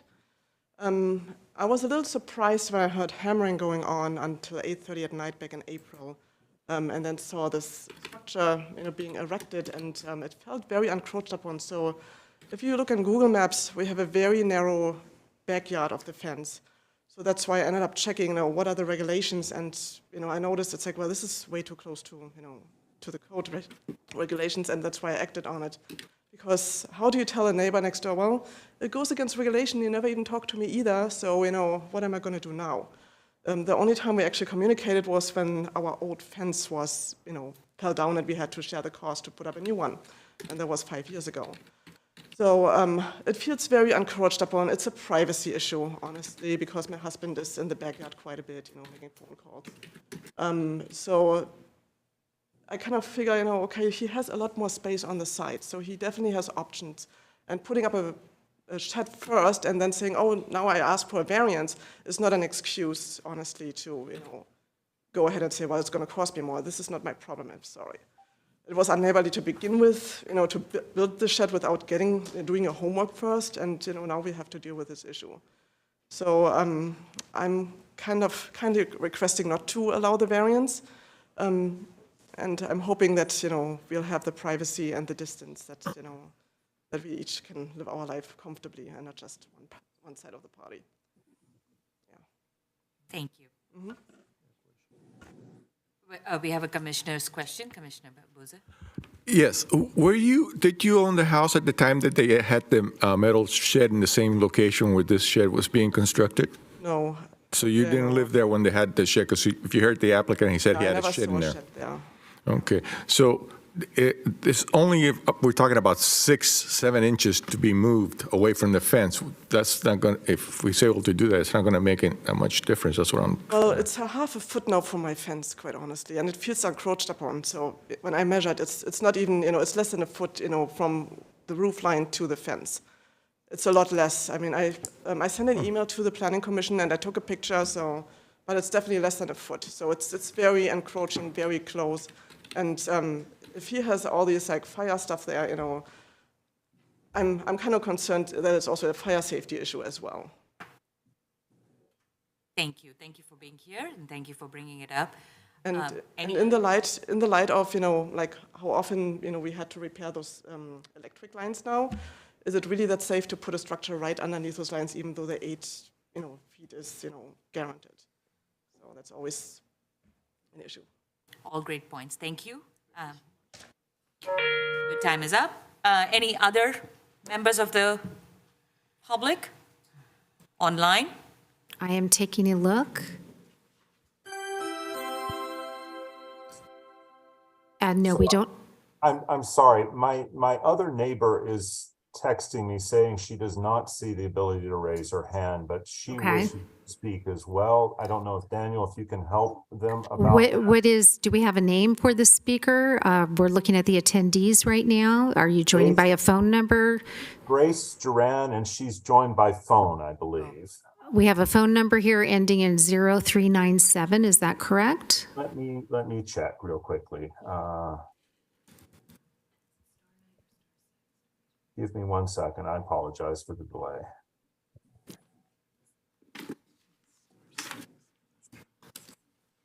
(0397). That is correct.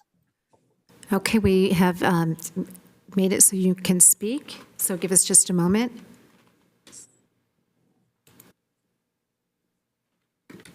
Yes, hello. This is Grace Duran, the next door neighbor, and also the backyard neighbor of the neighbor who complained about the tool shed.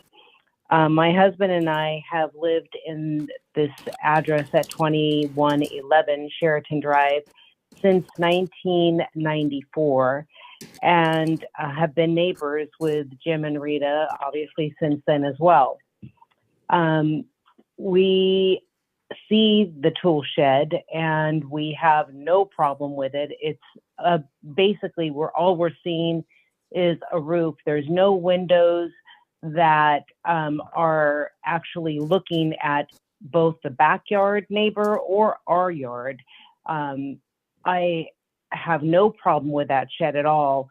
As a matter of fact, the backyard neighbor who did complain about the tool shed placed very large antennas on their roof about 4 or 5 years ago.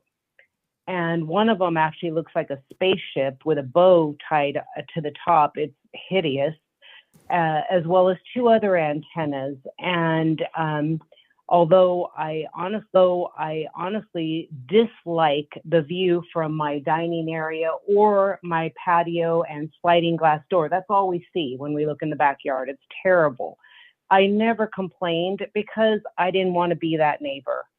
It wasn't that big of a deal, even though we've had family and friends tell us that's ridiculous. You should have complained.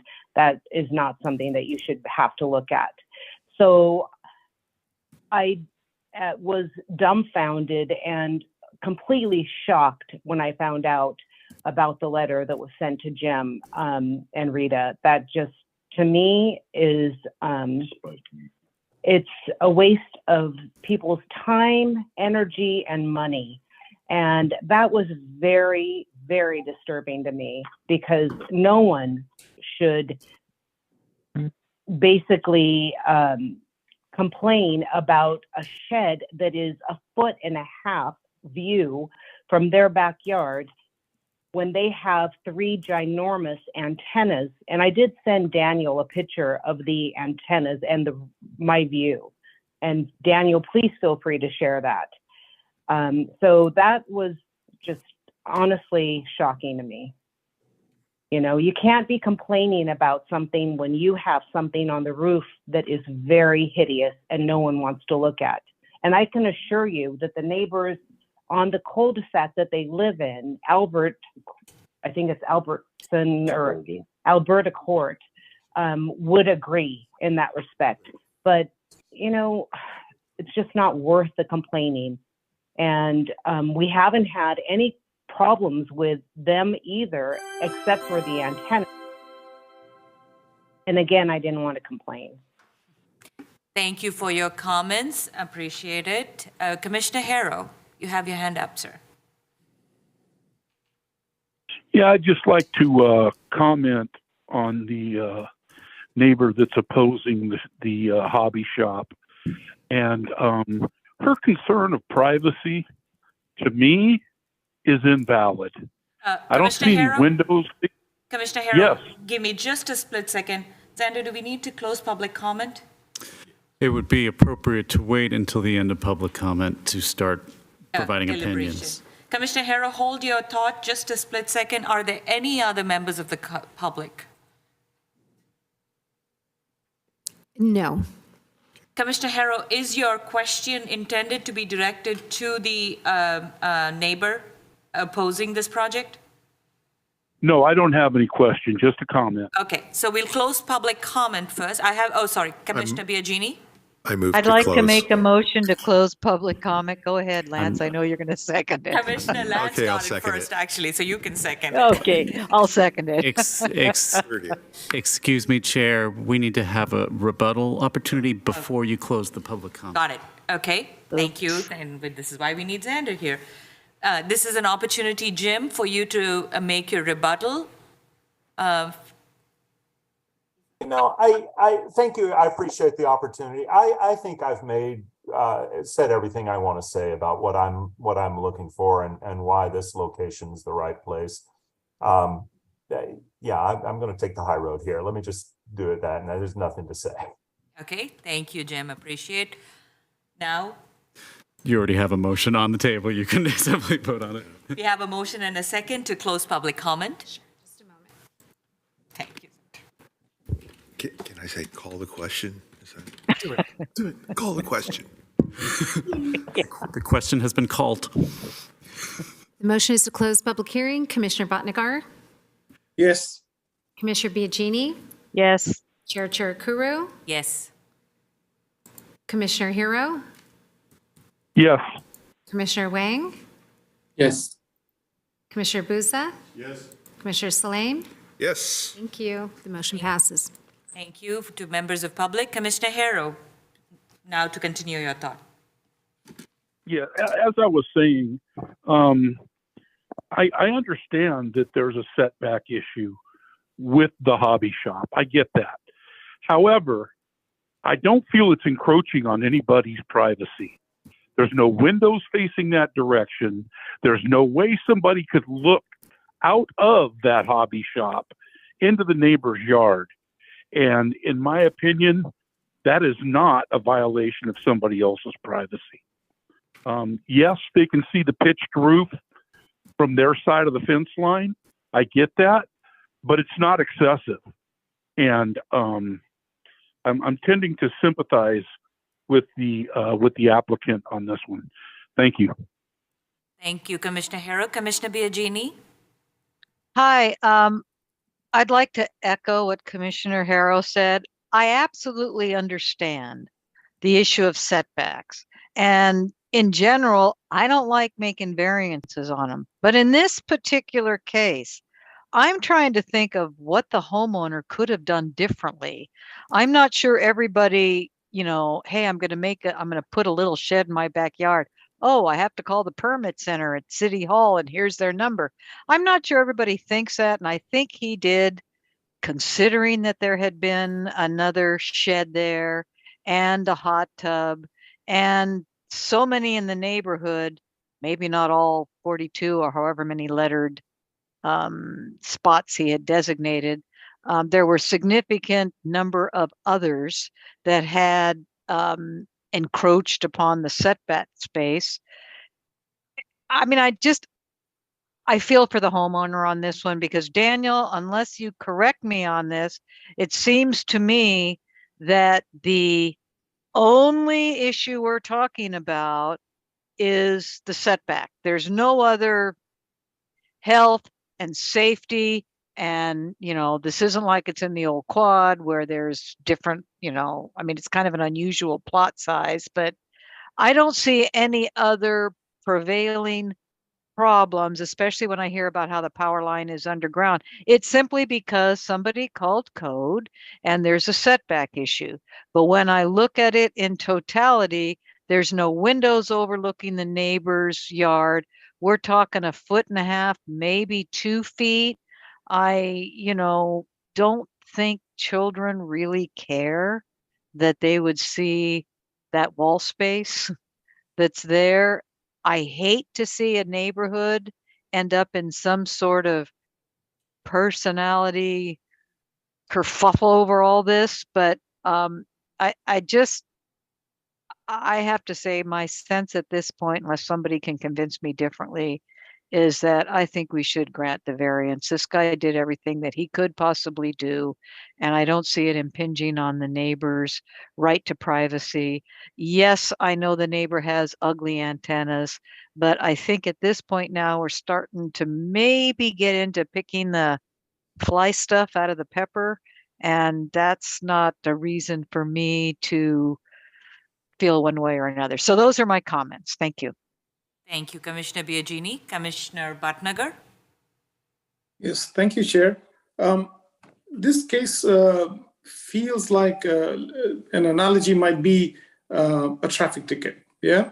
So, you got a ticket because the police officer caught you. And I use the word you very generally. It could be, I could use the word I. Please understand. So, you get a ticket. And simply because not that there were other people not speeding or doing other violations of traffic rules, I get caught because the policeman was there. I had good reason to. I considered all my options, and I just running behind. Something had to happen. I needed to at that particular time press the accelerator and try and get my whatever I'm responsible for, get that done. Now, this case has ended up in court because the plaintiff has, not paid the fines and taken it to court. If I was the judge sitting in that court, I would grant the plaintiff. I would absolve that plaintiff of any wrongdoing in this case. That's my position. I think they've made the case very well. Okay, a setback is a legal requirement, but in this case, they have made a very good case why there isn't a very good option. That option doesn't seem to be hurting anyone. So that's where I stand. Thank you. And I think they paid their fines just to make sure the analogy stays true. They have come in through the process. They will be getting permits. The variance is the way to basically enable any reduction in setback, and they have availed the penalties in this case. So thank you for the analogy. Commissioner Huang. Sorry, yeah, thank you, Chair. It's really tough, but I probably in favor of Jim. But since initially I tried to see if he can lower the height of the shed, but when I look at the picture, it's almost done. It's really a lot of work. So I hope there's no safety concern since this shed is so close to James' main house.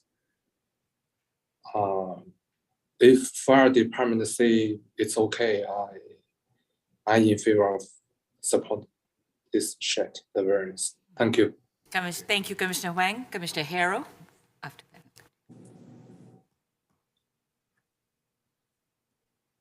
Yes, thank you, Chair.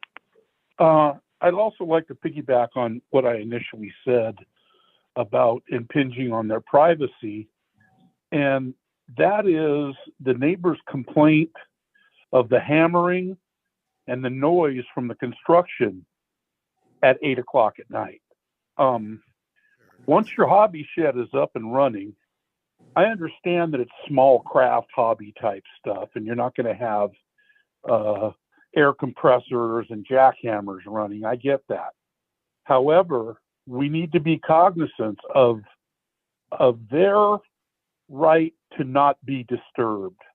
And it looks like building model airplanes and other small craft hobbies like that generally don't create a lot of noise. But the actual construction of the unit could be disruptive to the neighbors. And it sounds like it already has been. So all I would ask of the applicant is that you be cognizant of the noise, you know, and it doesn't sound like there's going to be a whole lot going forward. But, I mean, keeping in mind, you've already got a disgruntled neighbor, right? And I know that with any small discretion, solvent odors, could be anything. You may be up against, you know, some opposition. And I just want to, I wish we could all just get along. I mean, I really dig the idea that you've got those cool hobbies going on. I've got quite a few myself. And mine make a whole hell of a lot more noise than yours do. Just, you know, the nature of my hobbies. But I'm just asking the applicant to please be cognizant of the neighbor and try your best to be respectful. And hopefully they can also do the same and reciprocate. That's all. Thank you. Thank you. Commissioner Boozer. I got a quick question for Jim, Mr. Horner. You said you were going to have a 3D printer in there too in your, if I recall in your conversation when you were telling us about you're going to have it. Okay, so you means that you have to get then permits to have electricity brought into the That's correct. shed. That's right. So Yep. I hope that you are getting the permits and following the rules on this thing here to the letter. I put everything on hold once the complaint came in, but absolutely I plan to do that. Okay, thank you so much. Commissioner Biagini. You know, I forgot to add one more thing. We did get the late breaking today letters, and the one from that opposed the structure was such tiny print that I couldn't really read it. I would ask if Elizabeth could read that into the record because it doesn't look like it's too big. And that would be important for me to hear. That Sure. and thank you, Commissioner Harrow. That's a great point that you brought up. Thank you. Sure, thank you, and I'm sorry that the print was too small. Well, I will make sure that doesn't happen again, and we're going to have planning manager read it because she has it up on her monitor, so thank you. Oh, not your fault, Elizabeth. I think it's more my computer, but anyway. Okay.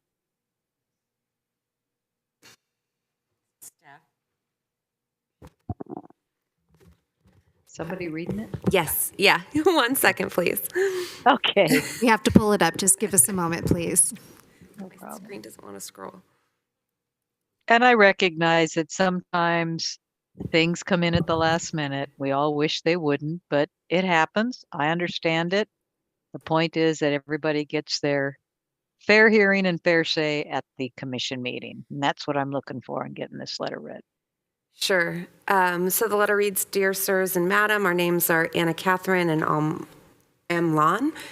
Chatterjee. I'm not sure I said that right.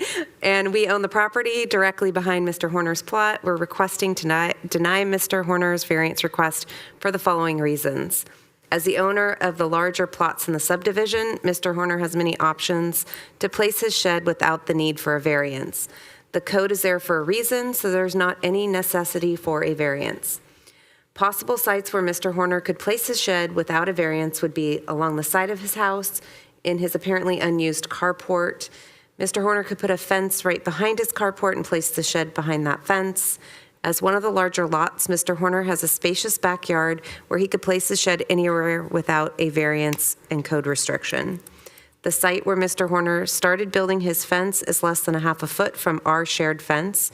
It encroaches on our now narrow backyard right behind our fence.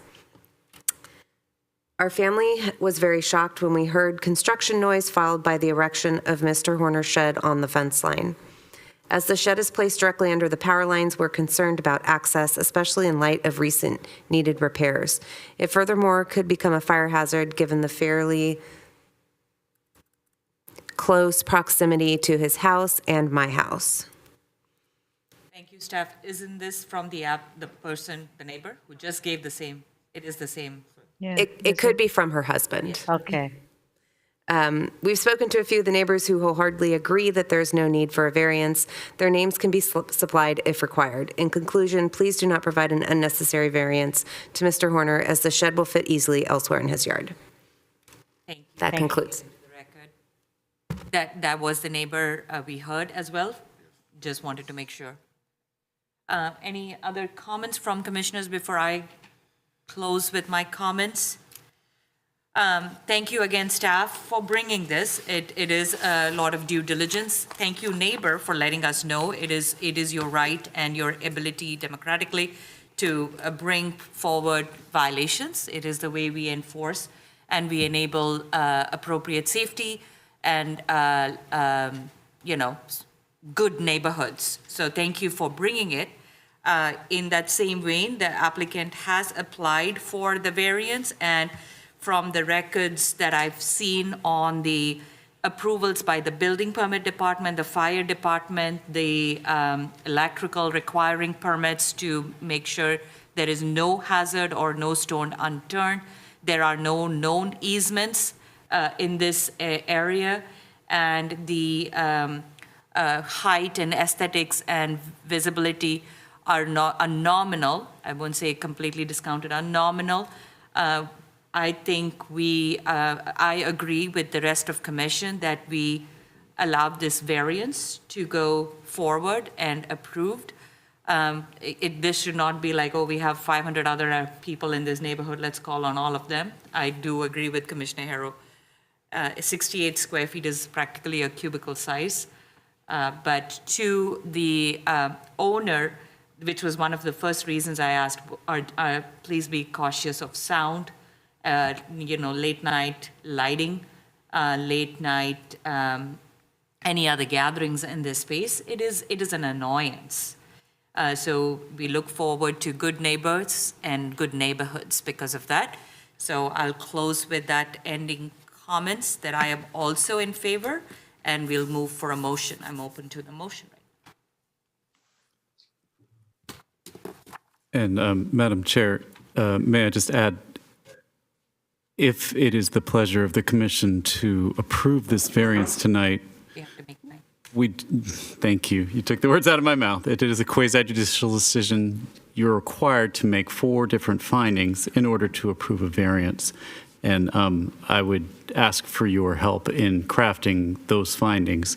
The 4 findings that you have to make are: 1, that there are unusual conditions applying to the land or building; 2, that the granting of the variance is necessary for the preservation and enjoyment of substantial property rights; 3, that this granting of variance shall not materially affect the health, safety, peace, comfort, or general welfare of persons in the neighborhood; and 4, that the granting of the variance is in keeping with the purpose and intent of the title of the zoning ordinance.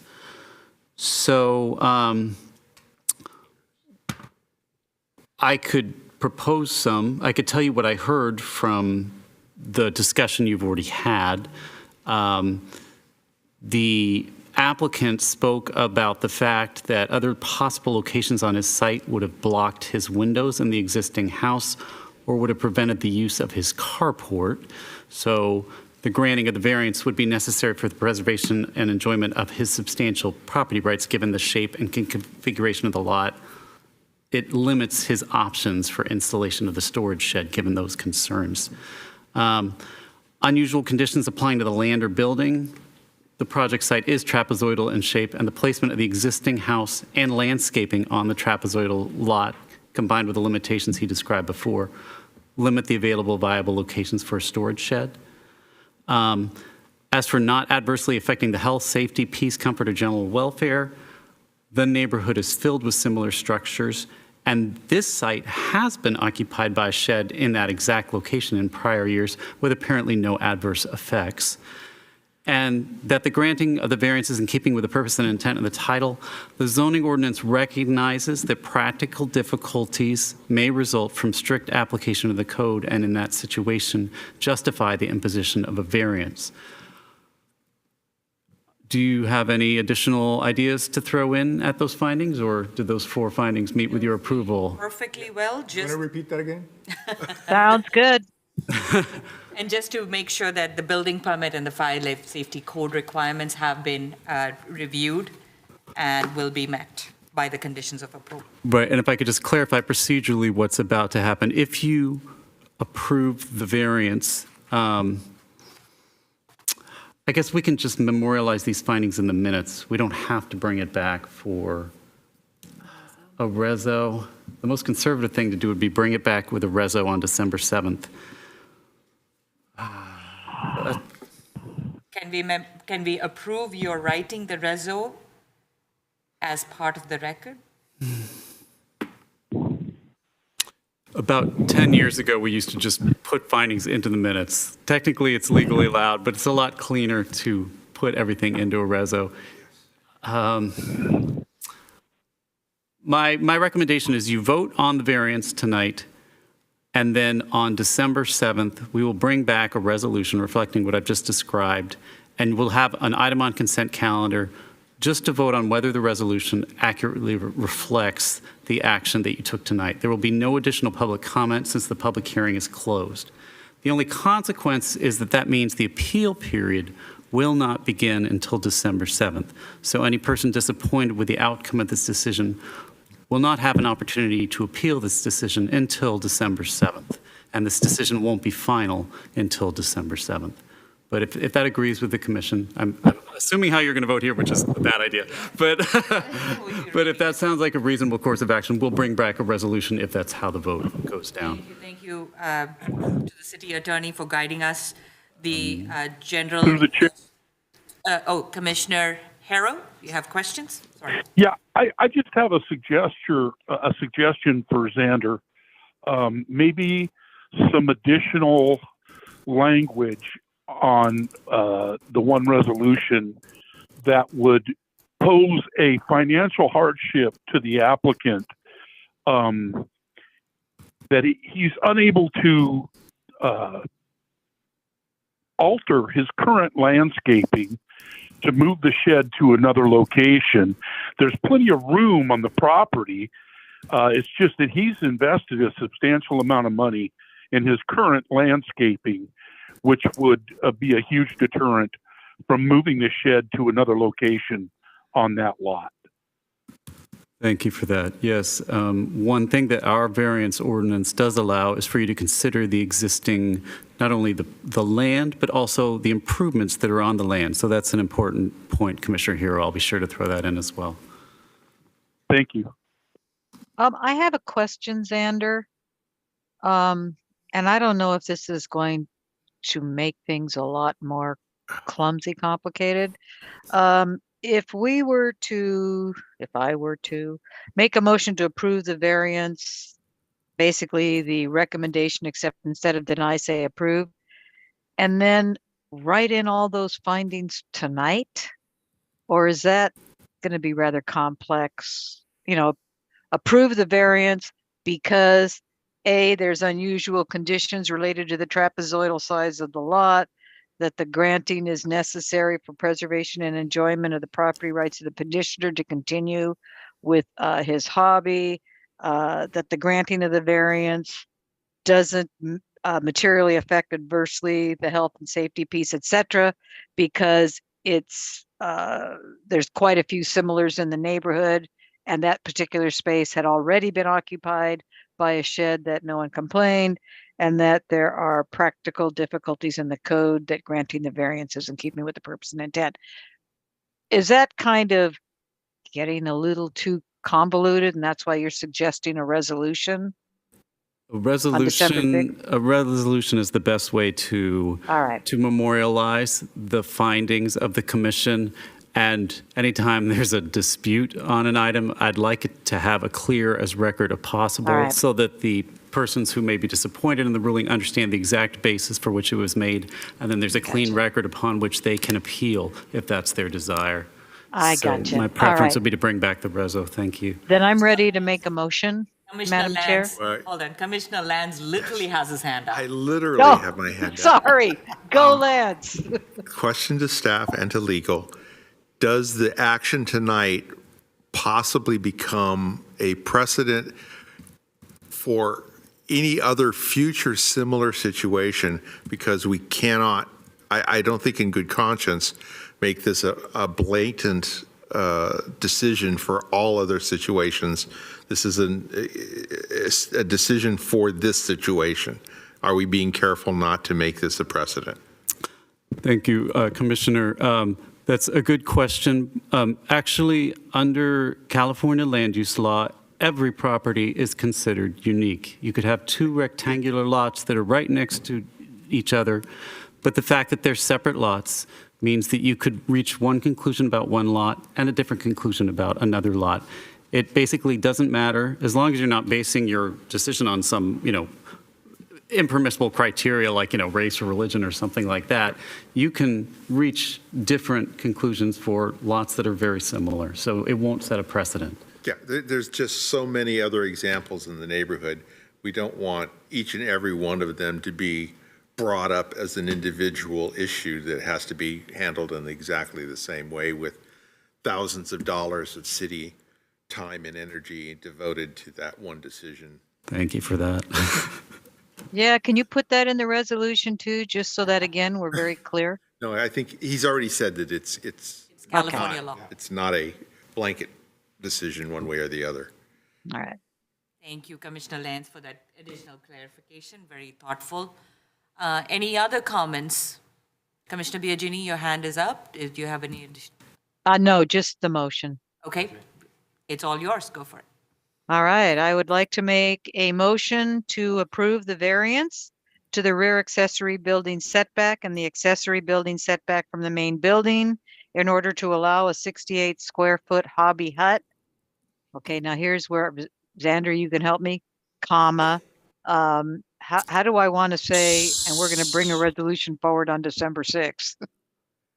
Subject to the findings previously discussed with the attorney and to be enshrined in a resolution to be brought back on December 7th. So moved, just like he said. I will work with Elizabeth. Need a second. I second it. Thank you. There's a motion and a second.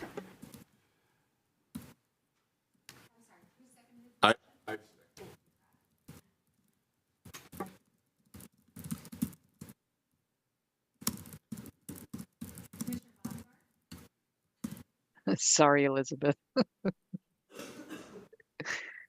No, it'll all be in the minutes. Right now, we just have it. I don't know why it came up like that. But, so, Commissioner Bhatnagar? Yes. Commissioner Biagini? Yes. Chair Chirukuru? Yes. Commissioner Hero? Yes. Commissioner Wang? Yes. Commissioner Buza? Yes. Commissioner Salim? Yes. Thank you. The motion passes. We will bring back a resolution on December 7th reflecting this direction. There is a 7-day appeal period to appeal this decision to the City Council, but that appeal period will not begin until December 7th. And again, there will be no further public comment on this item on December 7th. The public hearing has already been closed. Thank you. I see the applicant, or the Complainant. no, Yeah, I applicant. just I want to thank everybody for their time tonight, and I appreciate very much your decision. Thank you so much. And Daniel, thank you for all your help in helping me navigate these unfamiliar waters. You're welcome, Jim. You're welcome, Mr. Horner. Thank you. All right, we move to the next item. We have the study session, discussion of land use topics to be recommended to City Council for their consideration.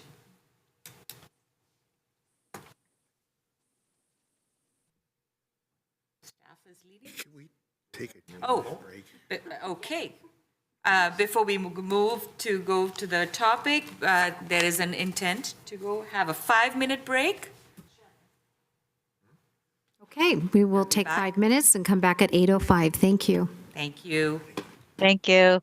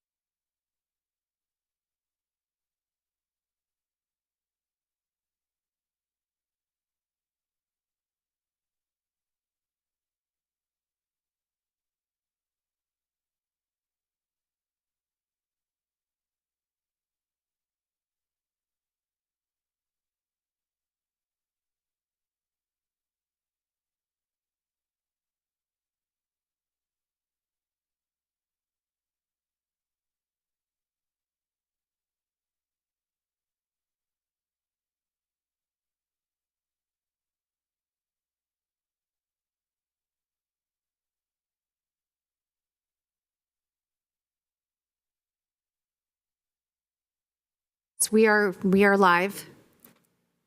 Thank you. We are resuming. We are just about going to have Commissioner Lance join us live. But we can get started with the study session. All right, thank you. So back in February of this year, seems like so long ago, the Planning Commission had a study session on land use topics that they wanted to present to the City Council for their future priority setting study session. And the bullet points I have up here on the slide are the items that the council, that the Planning wished to revisit prior to the end of this year to see if they were still items that they wanted to pass on to the City Council for their early 2023 priority setting session. I'll just quickly review these. The impact of ADUs and SB 9 on single-family homes and straining the city's infrastructure. The creation of objective development standards for our zoning code. Communication between the Planning Commission and other government bodies. Dealing with post-entitlement requests from developers to make changes to conditions of approval, a request for speakers from other cities who are dealing with similar issues as the City of Santa Clara, transportation demand measures being available on the city's website, and then looking into the use of impact fees collected from developers for affordable housing to assist residents building accessory dwelling units. So these were the items that the commission discussed in February. So we're revisiting those. And then the commissioners did submit some items, some new topics to also add to those for discussion tonight. And I have them here. We had a lot of good ideas, so I do have 2 slides. So I can go back and forth as you desire. But I'll read those out for you. So the first one is for council to initiate a comprehensive review of the city's infrastructure, in particular with growth estimates for electricity, waste management, et cetera. Infrastructure to support future high-density structures, including traffic, electricity, water, and supply. Those first 2 are very similar. There's a lot of data centers in the city. Do we expect more? Is it a good idea to put them together? Is there a better way to get rid of diesel backup generators and maybe use batteries? How can we better use city-owned properties to generate revenue? A city map with upcoming developments larger than 2 units per lot marked with start dates. Recent completion dates of projects over 18 months. An overview of city staff, department staff and size, not necessarily an org chart. Evaluate and adopt policies leading to establishing an entertainment district for Santa Clara, in particular around Great America and Levi's Stadium. Explore and adopt equity in all policies for the city: housing, community, neighborhood health, safety, empowerment of youth, aging in place, environmental justice, homelessness, and many more. And finally, conduct or confirm Santa Clara's integrated waste management plan is focused on waste minimization, reuse, recycle, waste energy, landfill management, and pollution prevention. So with that, that's a lot of items for all of you to talk about. If you want to put forward all of them to council in the future, or pare them down and be more succinct. There was another item I didn't include on here, and that was a study session with SVP, which we did just recently have. I have something. I wanted to submit something that's really, it's really important that we're missing right now is once a development is approved, I would like to have something that will, like if they have already a structure in there, set up a time limit for them to demolish the structure. As we can see, we had a lot of problems on the El Camino. That is development that has been approved, and we're having drugs being dealt out of there, and theft, and and junk being thrown in there. So it's getting to be. It looks like like a third world country, no pun intended. And another one, for instance, is in the corner of El Camino and Los Padres too. That already had been approved for a while, and it just sits there, and now bumps are starting to get there too, and and also by the other one on the other side of the El Camino and Los Padres between Scott, that development is starting to get really nasty. So one of the things that I would like to see is let's set up a time limit after the approval to get the demolition going over at least maybe 2-3 months or something like that, so they can get because I know they could do it if they want to. I know they could do it. And I think there's a distinction between properties that have approved development applications and properties that might just actually be vacant. Because we do have some of those as well. Well, yeah, but what I brought is development's already been approved. Right. I just want to make sure that one of the ones you mentioned on El Camino, it's a vacant building with no development approval, but it is fenced and they are vacant. Yeah, there's two buildings, Yeah, actually, yeah. three buildings in there, but the other ones are really, Yeah. and for instance, the one on Print Ridge is going to be, they're already starting to demolish stuff out of that one on Print Ridge already. So they can move fast if they can, but otherwise it becomes an eyesore and crime. So staff, are we looking to confirm topics? Are we Yes. looking to, okay. Confirm or yes. That's a good, oops. So one of the things that I would suggest is bucketing these, because I see a lot of similar like veined topics that you could probably put in the bucket. So if you look at, for instance, I think we've done SB9, initiate infrastructure, sorry, this was last, we finished most of these. Did we complete most of these? The impact of ADU and SB? Yeah, so SVP did talk about SB9 and ADUs. That is correct at their study session that you just had. Objective development standards, there are some of those that are going to be developed with our draft zoning ordinance. So I don't know if the commission's had a chance to review those, if you have more suggestions. Communication between planning commission and other government bodies. I believe this one was there used to be like a dinner that was held or there was some other interaction. So I'm not sure if you, what the commission has to say for that one. A request for speakers from other cities who are dealing with similar issues. That's something that we can continue to look in on. That's not necessarily maybe a council priority, but it's something that, yeah, for the planning commissioners. Our transportation demand management measures, the city did put up an RFP to have a consultant firm manage all of our TDM programs for us. That is something that's currently in progress. But that is a good suggestion to maybe have those posted on the website. So that's something we could probably look for in the future. Okay.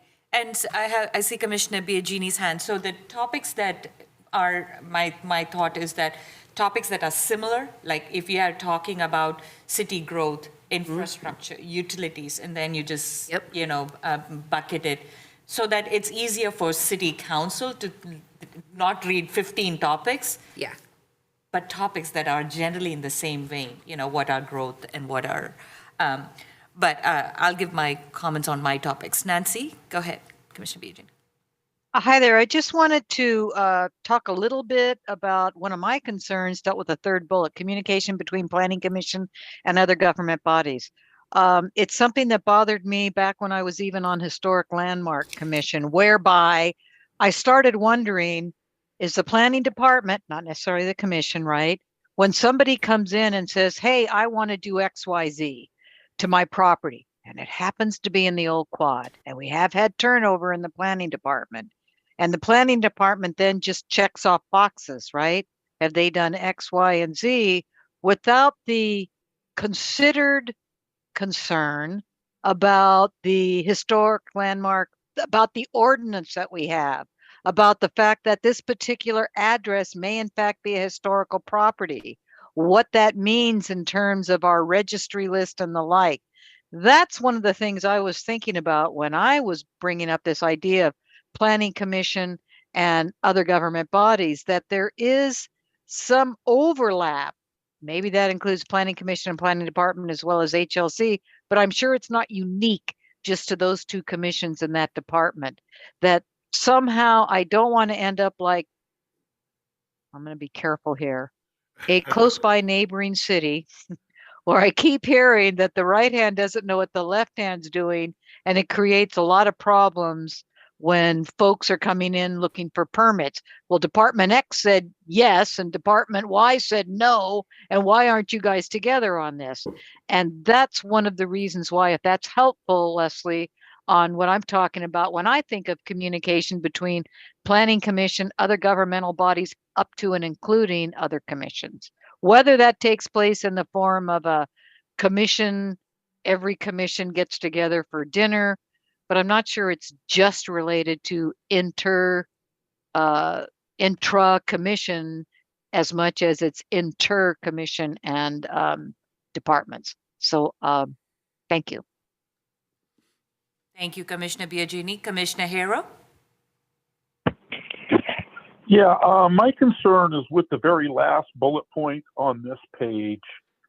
The use of impact fees collected from developers for affordable housing to assist residents to build ADUs. I don't know if using those funds to build private ADUs and not to be directed directly at affordable housing is the right thing to do. Those fees don't seem to be assessed for this purpose. Correct me if I'm wrong. Can I get a little input on this? Commissioner Lance is going to respond. No, I was just going to respond in general because that would be a great answer. I'm just not sure, without some input from staff and from Xander, if we're delving into areas not in the charter of the Planning Commission, use of funds and how they're distributed and those kind of things would be purely council direction. So I hope we could focus very tightly on the things within our charter and try and provide the best advice we can. Commissioner Harrow, do you want to give your feedback? I appreciate your input, Lance, and it very well be that this is outside of our scope of decision making on how these funds are to be distributed. I understand it's entirely up to us to make suggestions, but this doesn't seem to be a suggestion that I could get behind. Those fees are collected for a particular, for affordable housing and that development. And I don't know that redirecting those to the building of ADUs for a private person, a private entity, would be something that I could get behind. That's all I'm saying. Understood, Commissioner Harrow. Staff, would you like to us to take a vote on the actual recommended topics, or just give you a list? I mean, I guess that's up to you, Chair. If you agree, like maybe this last bullet should be stricken, maybe just all in favor, all opposed. Okay. You all seem like right now that you're leaning that direction, but it's hard to tell us some of the commissioners online here. Got it. Commissioner, okay, who's it? Yes, I'd like to make a motion to go ahead and take a vote on all of the factors here and see if we can, approve some of them and delete other ones that really. Any second? Sure, I'll second that. Okay. Would All you? right. We have No, just to get this process kind of like shuffled through. Right. The study session, I don't think we need a motion per se. Like I was just formalizing that. We're going to be all night then. Yeah. Oh, yeah. No, the notion is to streamline by going down the topic list and say, yes, recommend to City Council, no, not really in ours, maybe for another good day.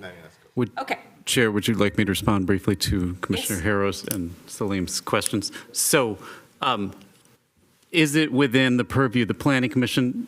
Yes and no. The affordable housing ordinance is not in the zoning ordinance, but the housing element is part of the general plan, and that must come to the Planning Commission for approval, and a huge part of that is affordability.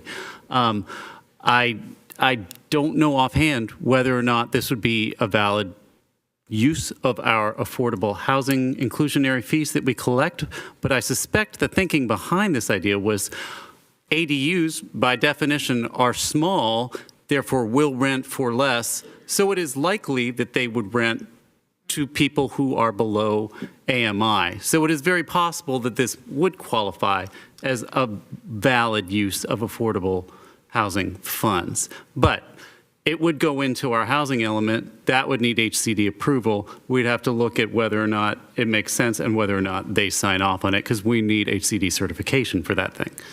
So when our housing element discussion comes to planning commission, would this be like a recommendation at that time? Or would this be like a study topic for city council?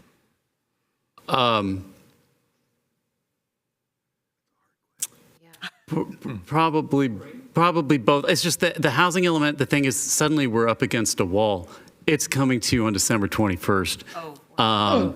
So it's probably, I mean, I haven't seen it yet, but I assume it's already pretty much baked.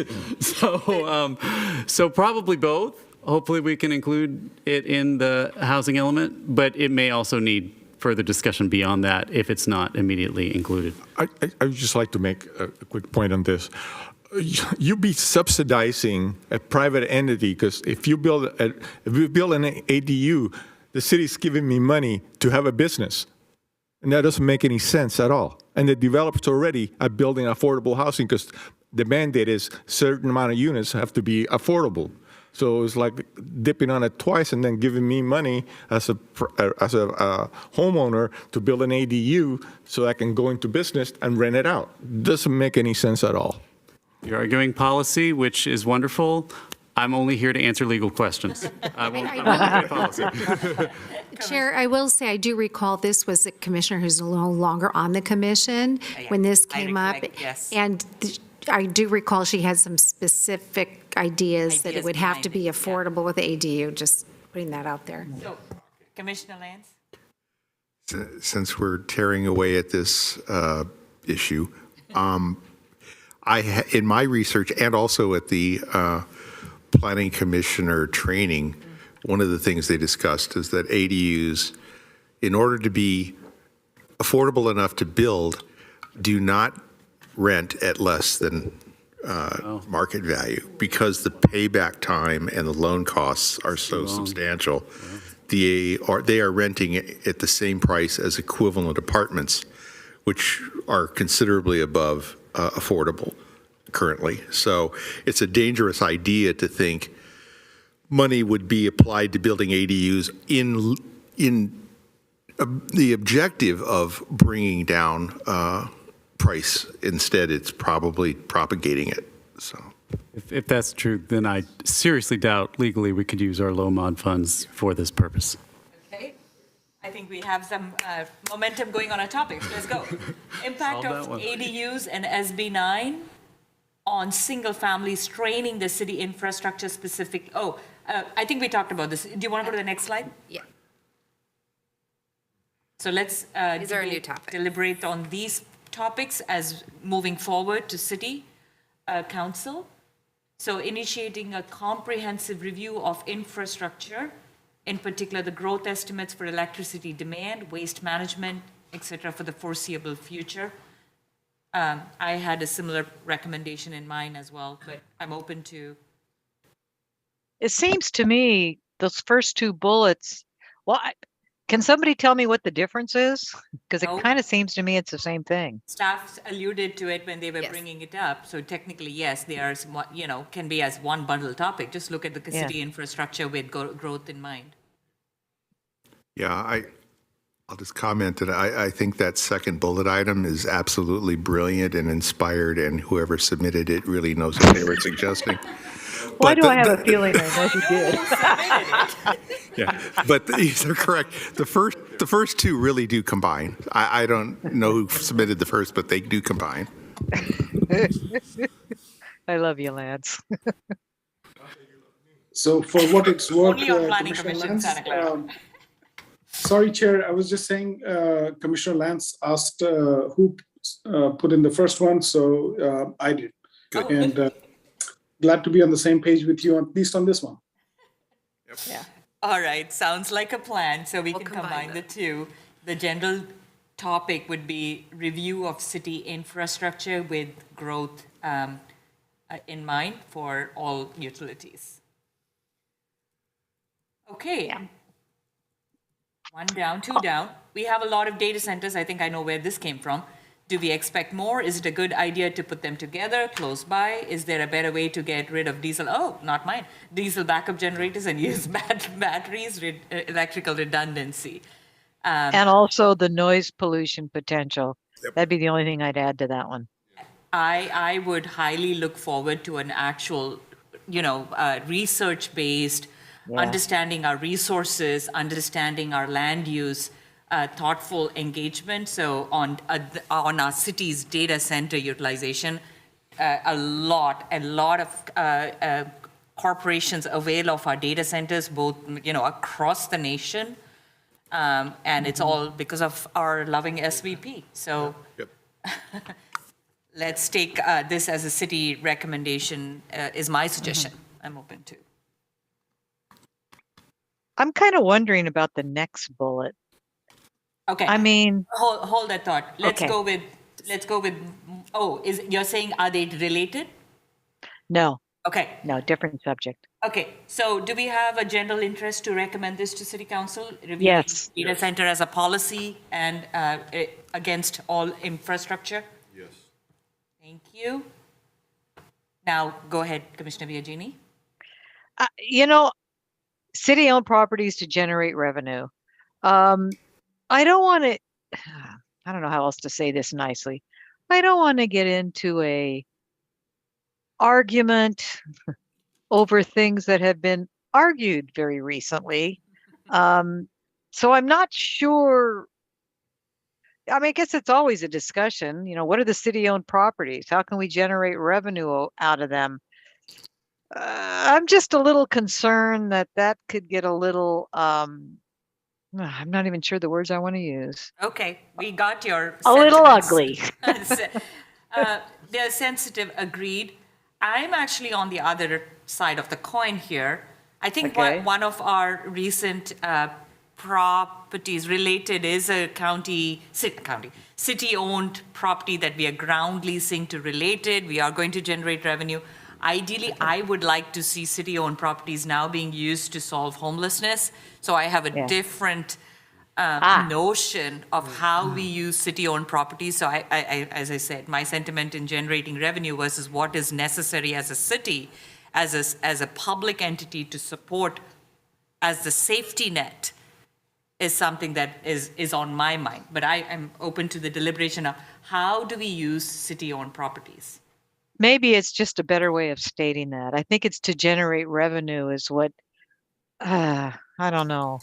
I don't want to get into ugly conversations, but I hear what you're saying, Priya. It's like, how can we better use city-owned properties? What are the things we should look at? Go ahead. It's like being a stockholder. You want to generate revenues, city-owned properties, because you have to make sure that the city has, amount of money to pay for other services. So it is important that all the city properties are used to renovate, revenues, instead of turning them into, like you said, even though this is your pet peeve, into, for homeless and all this. No, the city should be making money on the property because we're the custodian for all of our citizens, and the citizens demand better parks, demand better roads, better police and fires. And how do we do that? By generating some revenue. We just did the tax. We just raised the fees on our business licenses. Why? Right. To generate revenue. So let's keep in mind, it's a business. This is a business. Understood. I see Commissioner Harrow's hand up. I apologize if I wasn't recognizing you, Commissioner Harrow. Oh, sorry. Okay. So generally, I think the topic would be one, I would like a list of actually city-owned properties. We'll start there. Yes. And we'll look at the square footage and the potential, and then, yes, how do we better use city-owned properties? Would be that I feel comfortable with. I want to see a list, and then I want to have a discussion on how we can better use those properties. Yeah. Right. So I'll add the comment that assuming that we use the properties for income is kind of a slippery slope, because it may well be that the city would be seen as being a competitive entity for other businesses that come in and expect to be able to purchase and and build within our city, and then we're using our advantage as the owner of these properties to enable competitive businesses to come in and undercut them. That was a lot of wind. Bottom line is we really do need to have a good understanding of what generate revenue means so that we don't become the ugly landlords. Yes. There you go. There you go. Okay, no references. Planning Commission. Okay, so I think you got the topic, staff. Yes, thank you. Next topic, a city map with upcoming developments marked with start dates. Well, that's easy. I don't think we need to go to city council. We just need to ask staff for it. Yeah. No problem. I actually submitted that, and I might want to remove it simply because it's a project, not a topic. Correct. It's a project, and I don't think it's easy for us to designate things that will suck up quite a bit of staff and other time. I would like to see it because the city is a living entity, and right now, all we see are static snapshots. The map on the wall there is many, many years old. Where are things being developed right now? We know as a commission where things are going in as we process through them. But yeah, a couple years later, Maybe we update that. we don't know. We start there. Yeah, start with that map. Duly noted. A digital live map online would benefit every department within the city and the residents. So. Yeah. And I think when I started, this was something that I just recollect. I remember staff actually giving me an overview of all the large, precise plans, specific plans, development proposals underway. And, I remember it was like marked map. I think Rena had shared this a while back. Maybe we revive one of those. I think I just lost the topics. Yeah. Sorry. It's okay. That was me. Nope. I was going to show you, but I've now lost my screen share. That we do actually, this is the Planning Division website. We do have something called development activity. This hasn't been maintained in a while, but it is a goal of ours to get back to this. But we do have something called Project Story Map, which does kind of get at what you were talking about, Commissioner Salim. And this is a really cool tool. We just haven't had the ability to keep it updated, but it shows all the ones that are proposed. You can click on each picture and see the plans. It says, it tells you when if they're pending, approved, under construction, or completed.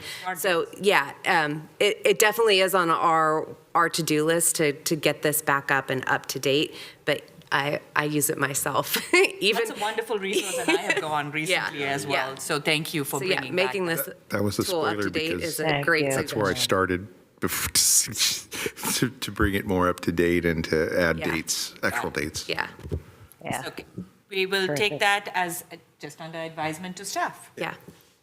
Okay, and I think the next one is very related. So recent completion dates of projects over the previous 18 months, I think it's also under staff. Correct. And we need to provide it in that same. Yeah. Or bring it as an awareness topic later to our commission. Overview of city staff, department staff size, is this in general understanding our city resources and being able to support? Are you, whoever, I'm not saying, are we looking to have city council give this to us or just asking staff? No, this would be a study session to understand. This would be a study session for Planning Commission. Actually a joint, because even the city council may not have a full grasp at the current time of the structure and hierarchy, because a lot of people have come and gone and hired and released, and I think it's something the public couldn't find any other way, so I kind of suggested it as not an org chart, but a clumping to show where the various departments are and how they relate to each other. And how they are actually resourced. Yes. And specifically to Commissioner Biagini's question earlier, when the applicant wanted to build a shed, he would have had to go to a lot of different places to get all the same answers that staff provided. So. Absolutely. And I still get questions every now and then like, you're on the Planning Commission, who should I call about fill in the blank? And I'm not always sure who to say. So I think this would be a good topic. All right, we'll make it a recommendation for a study session in understanding city resources with staff. Got it. Thank you. All right, so our next slide. Okay, this is pretty intense because I pulled it literally from my prior world. So I will walk us through what I had in mind. So one of the first, which is again, I had this as a topic for City Council. I think we are all aware of Great America's future and its uncertain future, I should say, in an effort to bring a little more momentum or a little more awareness of our city's, limited but actually very well known entertainment. And I'm suggesting this because we have an opportunity to actually look at an entertainment district and make our city a more welcoming, inviting, and a destination place. So I would look to see if City Council is interested in evaluating an opportunity for a new entertainment district within the zone of where we have Great America, Levi's, Hilton. There's an ample amount of public transportation, a lot of amenities, good, thriving business community district. So that was my thought. I'm open to.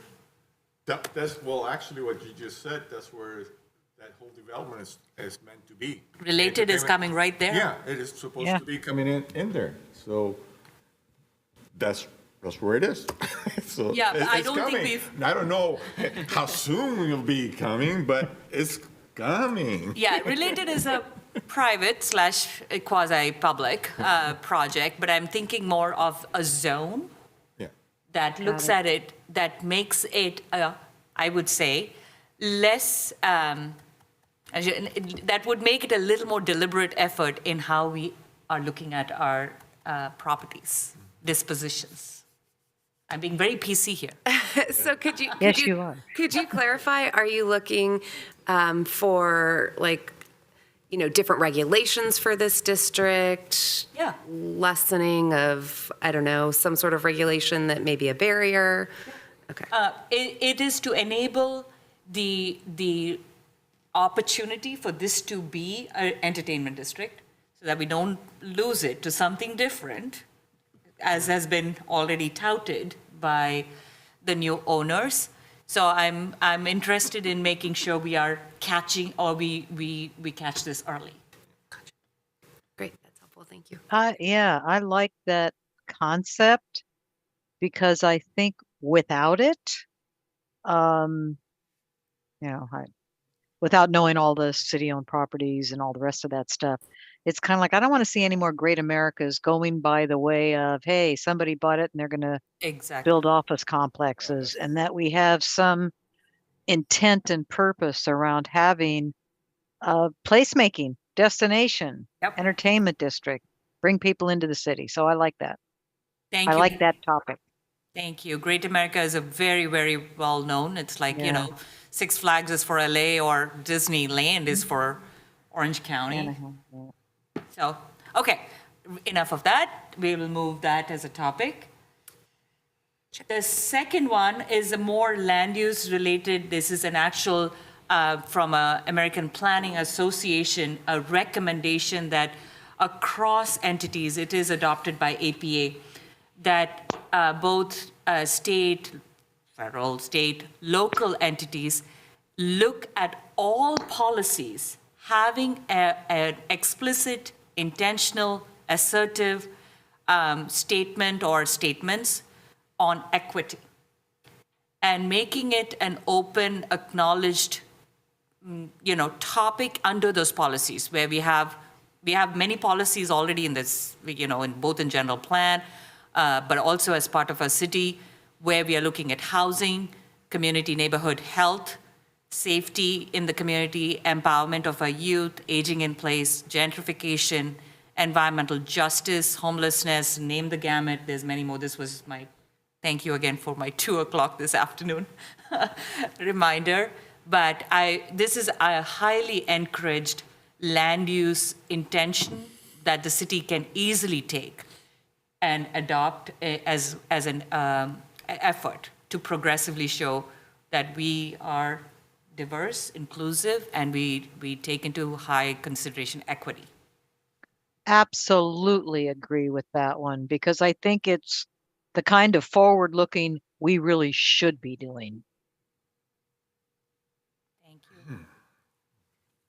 I love it. You said it all. I don't agree with it, but you said it all. I completely disagree with it, but that's okay. Any other thoughts? Would we like to make this a topic for the city to consider? City council to consider? I would. Okay. All right. We'll go with that. And the last one, which I think aligned with our infrastructure earlier discussion, I think it is generally in the bucketed. What I wanted to emphasize here is the focus be on how we can make our city a less waste, city, encouraging where we minimize not just water. We are very cognizant with the drought, but food. Excessive clothing, it's all going into the dump. Electronics, of course we are a rich community. We are Silicon Valley. We have a sense of entitlement in many ways, but to be just mindful of what it means for the planet and our own resources. So reuse, use it again policy, recycle and resource recovery means. I like the fourth one most, waste to energy. If there is a way to reduce what we actually need to sterilize. Singapore has a fabulous program on how much they effectively just minimize what is going into landfill by incinerating what is considered hazardous in a very controlled environment. Landfill management, of course, and pollution prevention, all in line with our waste management plan. But I'd be interested in looking at this, even if it's just a study session, if it's already there. That's why I said conduct or confirm. I mean, initially I wanted to say, isn't that a subset of the infrastructure duality that we kind of combined? But I'm wondering if it's rich enough that it should stand alone. Yeah. As a topic. Commissioner. Okay. So yes, that's definitely, waste management has always been a very detailed topic. There are many things about this that I totally agree with philosophically, but I know that there's logistical and real world issues. Recycling has been crippled because of China. Using incineration for waste creates greenhouse gases, which is contrary to our resolutions. So yeah, we have so many of these ideas which are beautiful in microcosm, but they have so many downsides. So what we as a as a commission and what the council would benefit from is having someone dig in and propose alternatives, right? Exactly. So. That's the waste management plan. But I also was looking at our energy based on our discussion last study session, which I identified the actual sources of energy outside of just solar, where Silicon Valley Power gets it, one of which is waste. So it's definitely a topic of interest to me. I hope it is something that Commission and City Council would like to deliberate on or understand better. Yeah, there's a lot of countries. Yes. That they use that for power thing to waste. But if you look at it, just the devil's advocate, just to look at this one thing at a time, we're already doing a lot of this stuff. It's this waste minimization, water, food, clothing, electronics and stuff. A long time ago, people donating stuff to Goodwill, and also like St. Justin's used to have you could buy old clothes and stuff. So we've been doing this for many years. There's just a general awareness that clothing has become one of the most landfilled because nobody buys it. Well, actually, there's a lot of countries that take it back and recycle it. But we don't. That's why I'd like to see if or we are actually... Or reuse it. Are we actually sending it to another? What is that stuff that the kids sell nowadays? They go online and they old clothes? Etsy. Yeah, there you go. Yeah, so. Okay, I Yeah. think That's a really good topic. Yeah. it is. Yeah, it is. You just to understand how it is really being Yeah. in our.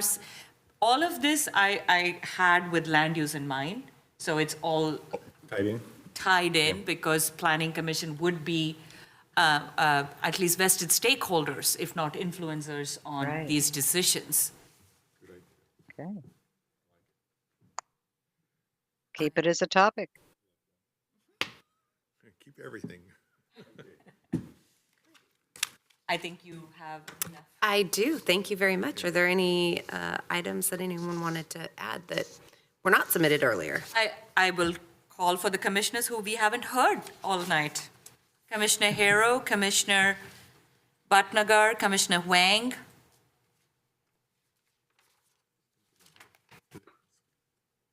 Yes, Chair, I'm here. I think I've participated. I'm agreeing with the recommendations that you're making on the topics. So nothing more needs to be said at this time from me. Commissioner Wang, feel free to add any topics, thoughts. I don't know if I'm missing him. I don't see him on the. Maybe we lost him. Commissioner Harrow? Yeah, I just like to say that I really like the idea of establishing an entertainment district for the city. You guys probably know that I'm huge on the fact that we're losing a lot of retail and gaining a lot of high density housing. One of my pet peeves is losing the retail, and I really like the idea of the entertainment district to help put the city on the map.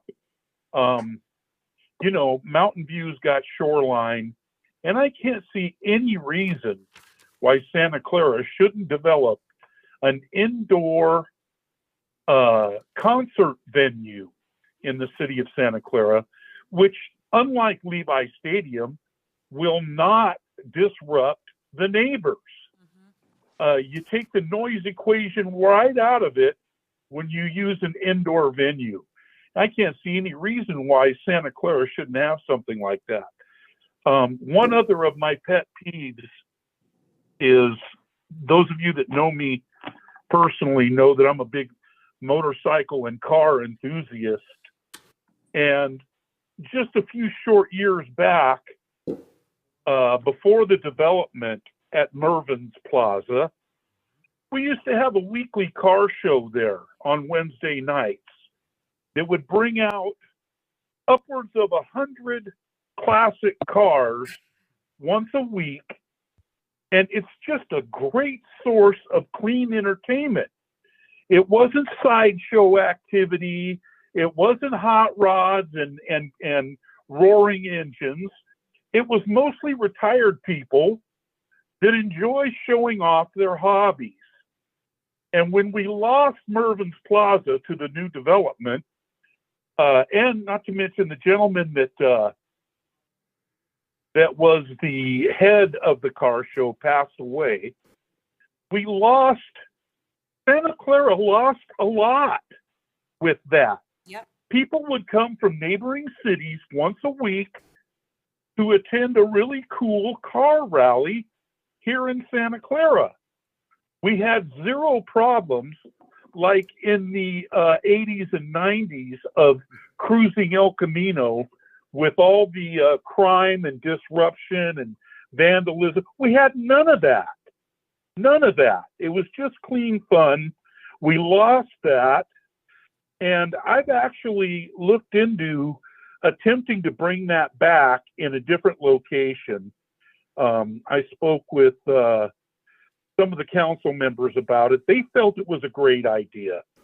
And I think that even Santa Clara PD would love to see that because there is very little risk of it turning into some crazy sideshow activity. It's the complete opposite of that. Anyway, that's just my 2 cents. I really enjoy the idea of an entertainment district and would hope that it would incorporate some of those activities that attract us senior citizens. Thank you.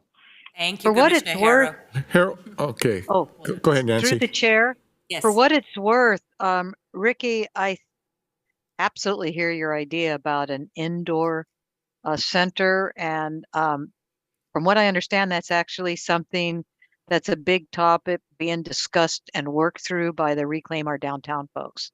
So I bet if they're listening, they're real happy to hear you say that. And yes, I do remember the car shows at Mervyn's, and I think that's an excellent idea too. Yeah. Thank you, Commissioner Booza. Yeah, I want to make one quick regarding the car show. They had one just recently at the BFW Hall, and it was quite a success. A lot of people were there, and I'm just thinking, right where the downtown's going to be, that empty lot there next to the courthouse. Maybe if you can get people together, start doing it there before they start building the downtown. Use that parking lot. See if we can use that parking lot. It's big enough, and nobody else uses it for anything else. So that might be something. And yeah, I remember that car show. It was really nice at the Mervyn's Plaza, and also cruising El Camino in younger years. Thank you. Commissioner Huang? Sorry. I think he had his hand up. Thank you. Actually, my iPad Okay. almost no battery, so that's why I swapped to my Mac. Yeah, sorry about that. No worries. Commissioner Lance? Okay, so all I was going to suggest is that we should integrate other groups within the city. Like there is that recreation part of Parks and Recreation, and these are the kind of topics that they could weigh in on as providers or oversight for some of these. But that's really outside the planned use. Land use. But it's still good what ideas. happens there. It's definitely a city function. That's why I'm saying this topic will go to city as, topic from recommendations from other, our commissions as well. Yep. It could be historic, it could be Parks and Rec, it could be the senior citizen group as well. So there's a lot of opportunity. But thank you for putting that topic back and highlight. Yeah, just something real quick here. My recollection is we did have at the Art and Wine many years ago, I'm talking maybe about 10, 12 years ago, we did have a car show there, and it was really popular. Attracted a lot of people. So this is something that is in the scope of the city, and we'll have the space there too. How's that? Great discussion. Thank you again, staff, for enabling it. Appreciate the seeking. We will now move to should we do a motion, Alexander, to close? I don't think any formal action is necessary. You've given direction to staff. Yeah. Sorry, are we done with the topic? I want to make sure all that we heard. We move to now the reports of commission, board liaison and committee, announcements, other items. The only announcement I can think of is to congratulate our incumbents and city elects already considered. I don't know if we have results finalized, but to our city council member Karen Hardy and Raj Chahal. Congratulations again. Any other announcements? Okay. Commissioner Travel and Training Reports, request to attend trainings. I think we have a robust topic of how we can enable commission members to attend a local, but not so local, CLE CEQA conference on December 15th and 16th, so 2 days in San Francisco. Staff?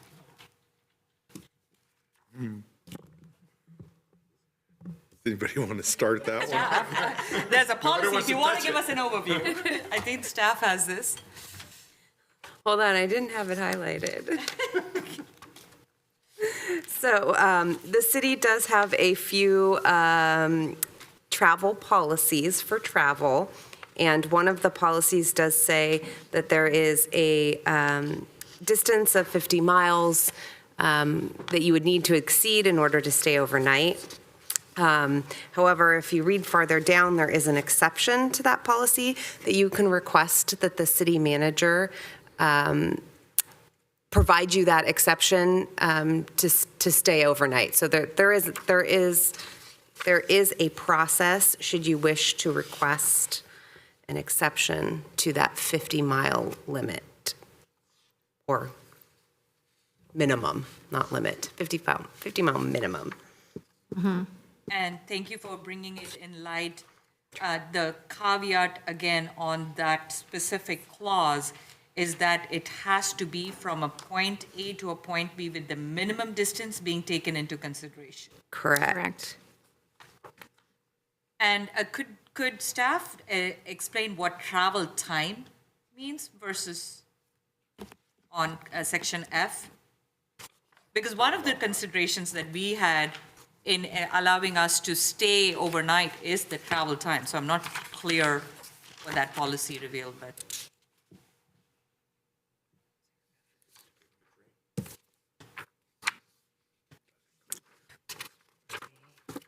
Section F. Leslie, that's on page 6. Thanks. I believe they're talking about compensation for travel time, which is basically, I believe, we're talking compensation for employees. That's how I'm interpreting that. So that's not. The question then I have is this more applicable to staff versus commission members? Correct. So our policies, there's actually 3 different ones.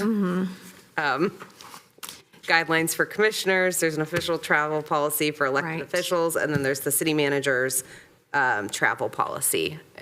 And so, yes, that bit is for staff. Got it. Okay. All right.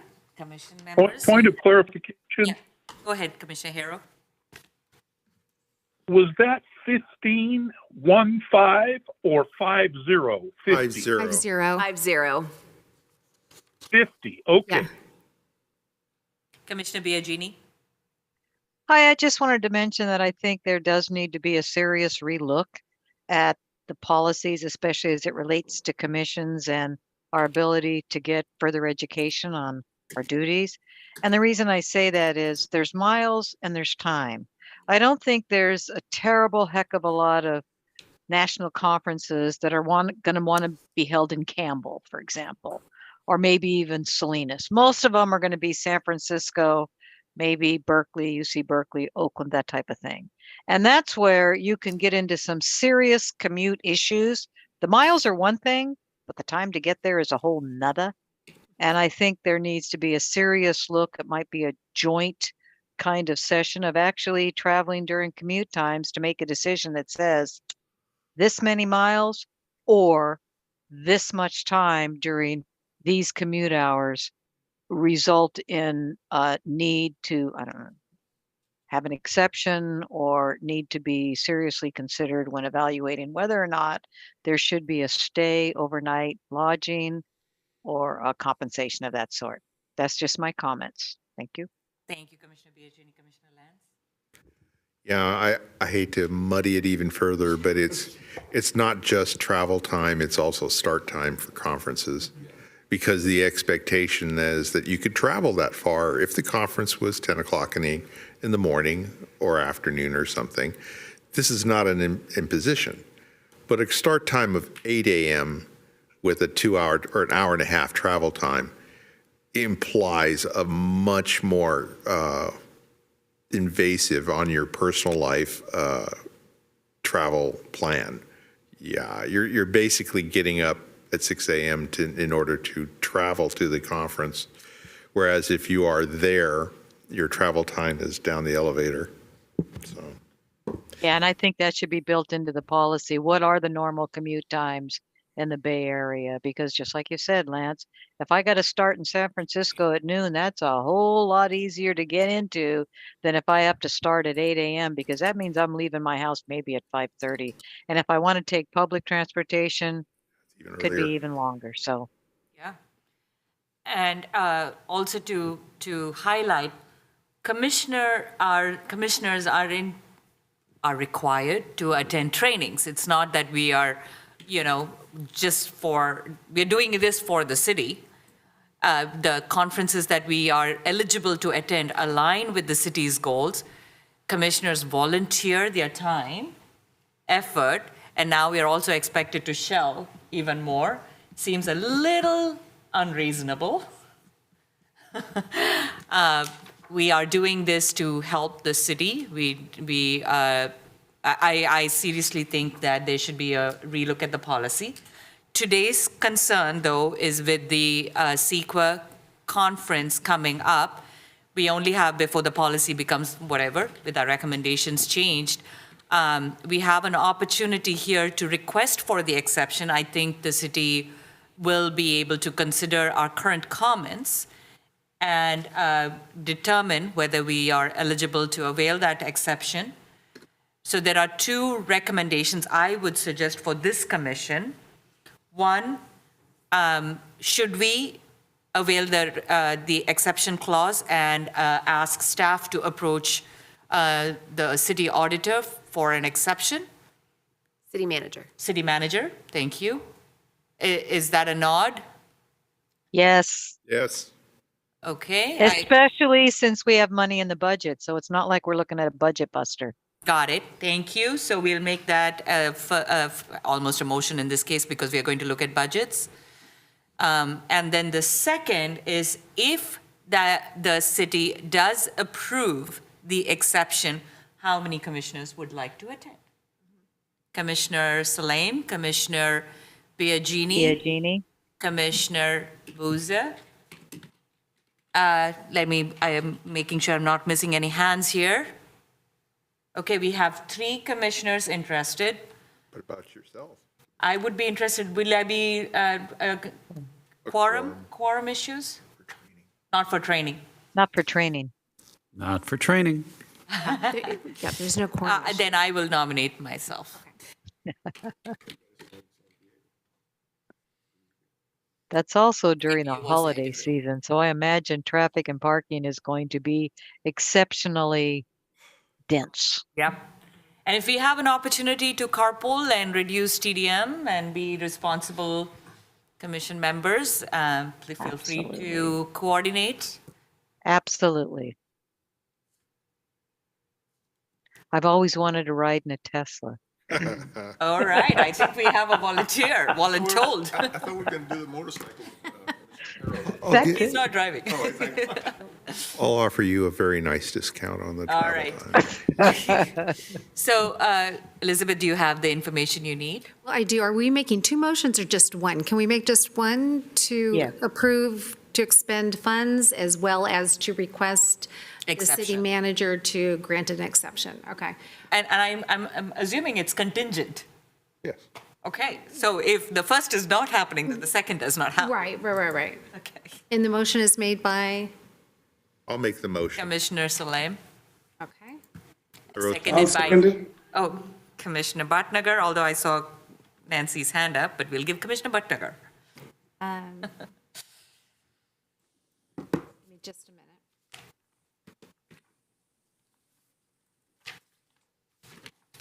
Nancy, I'm sorry my 1-ton Chevrolet diesel pickup isn't good enough. Well, now your Harley would be, but that wouldn't fit all of us. And I don't think In December, that might be challenging. You should be traveling in a bike, Nancy, anyway. I know, but he does have a nice Harley. That was just to say I'm going to go for it.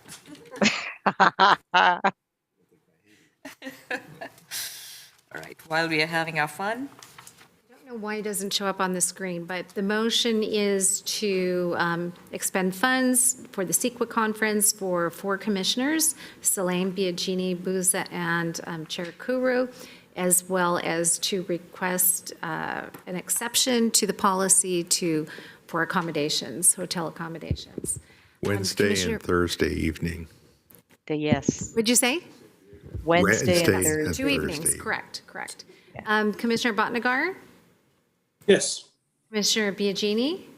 Yes. Chair Kuru? Yes. Commissioner Hero? Yes. Commissioner Wang?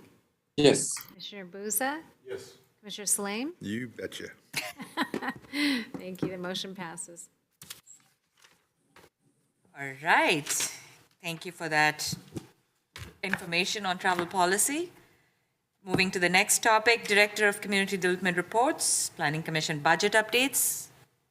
Staff. Your budget update, you still have a very big balance of $15,475.68. All right, and we will make sure it gets updated if city. Oh, absolutely. After our CEQA conference. I will add to this, I've also requested a refund from the APA, California APA conference. So I have twice now requested that refund, and we'll see what happens. Thank you. Very, very good effort. Thank you. All right. Upcoming agenda items. Planning managers. So our next meeting is December 7th, 2022. At this time, we have the one resolution coming back to you, but I don't have any forecasted items for you at this time. And then we have a special. And a special meeting on December 21st to hear our draft housing element for recommendation to the City Council. Is that a joint? No, it's just. No, it's just for the Planning Commission, yes. Okay. Okay, duly noted. City Council actions? There are none to report. Okay. We are, after a very good meeting, looking to adjourn at 9:09. Do we have any naysayers? Oh, no, I just received a message that Nancy wants me to slow it down so that her 3-hour limit. Meet me privately. Meeting adjourned. I could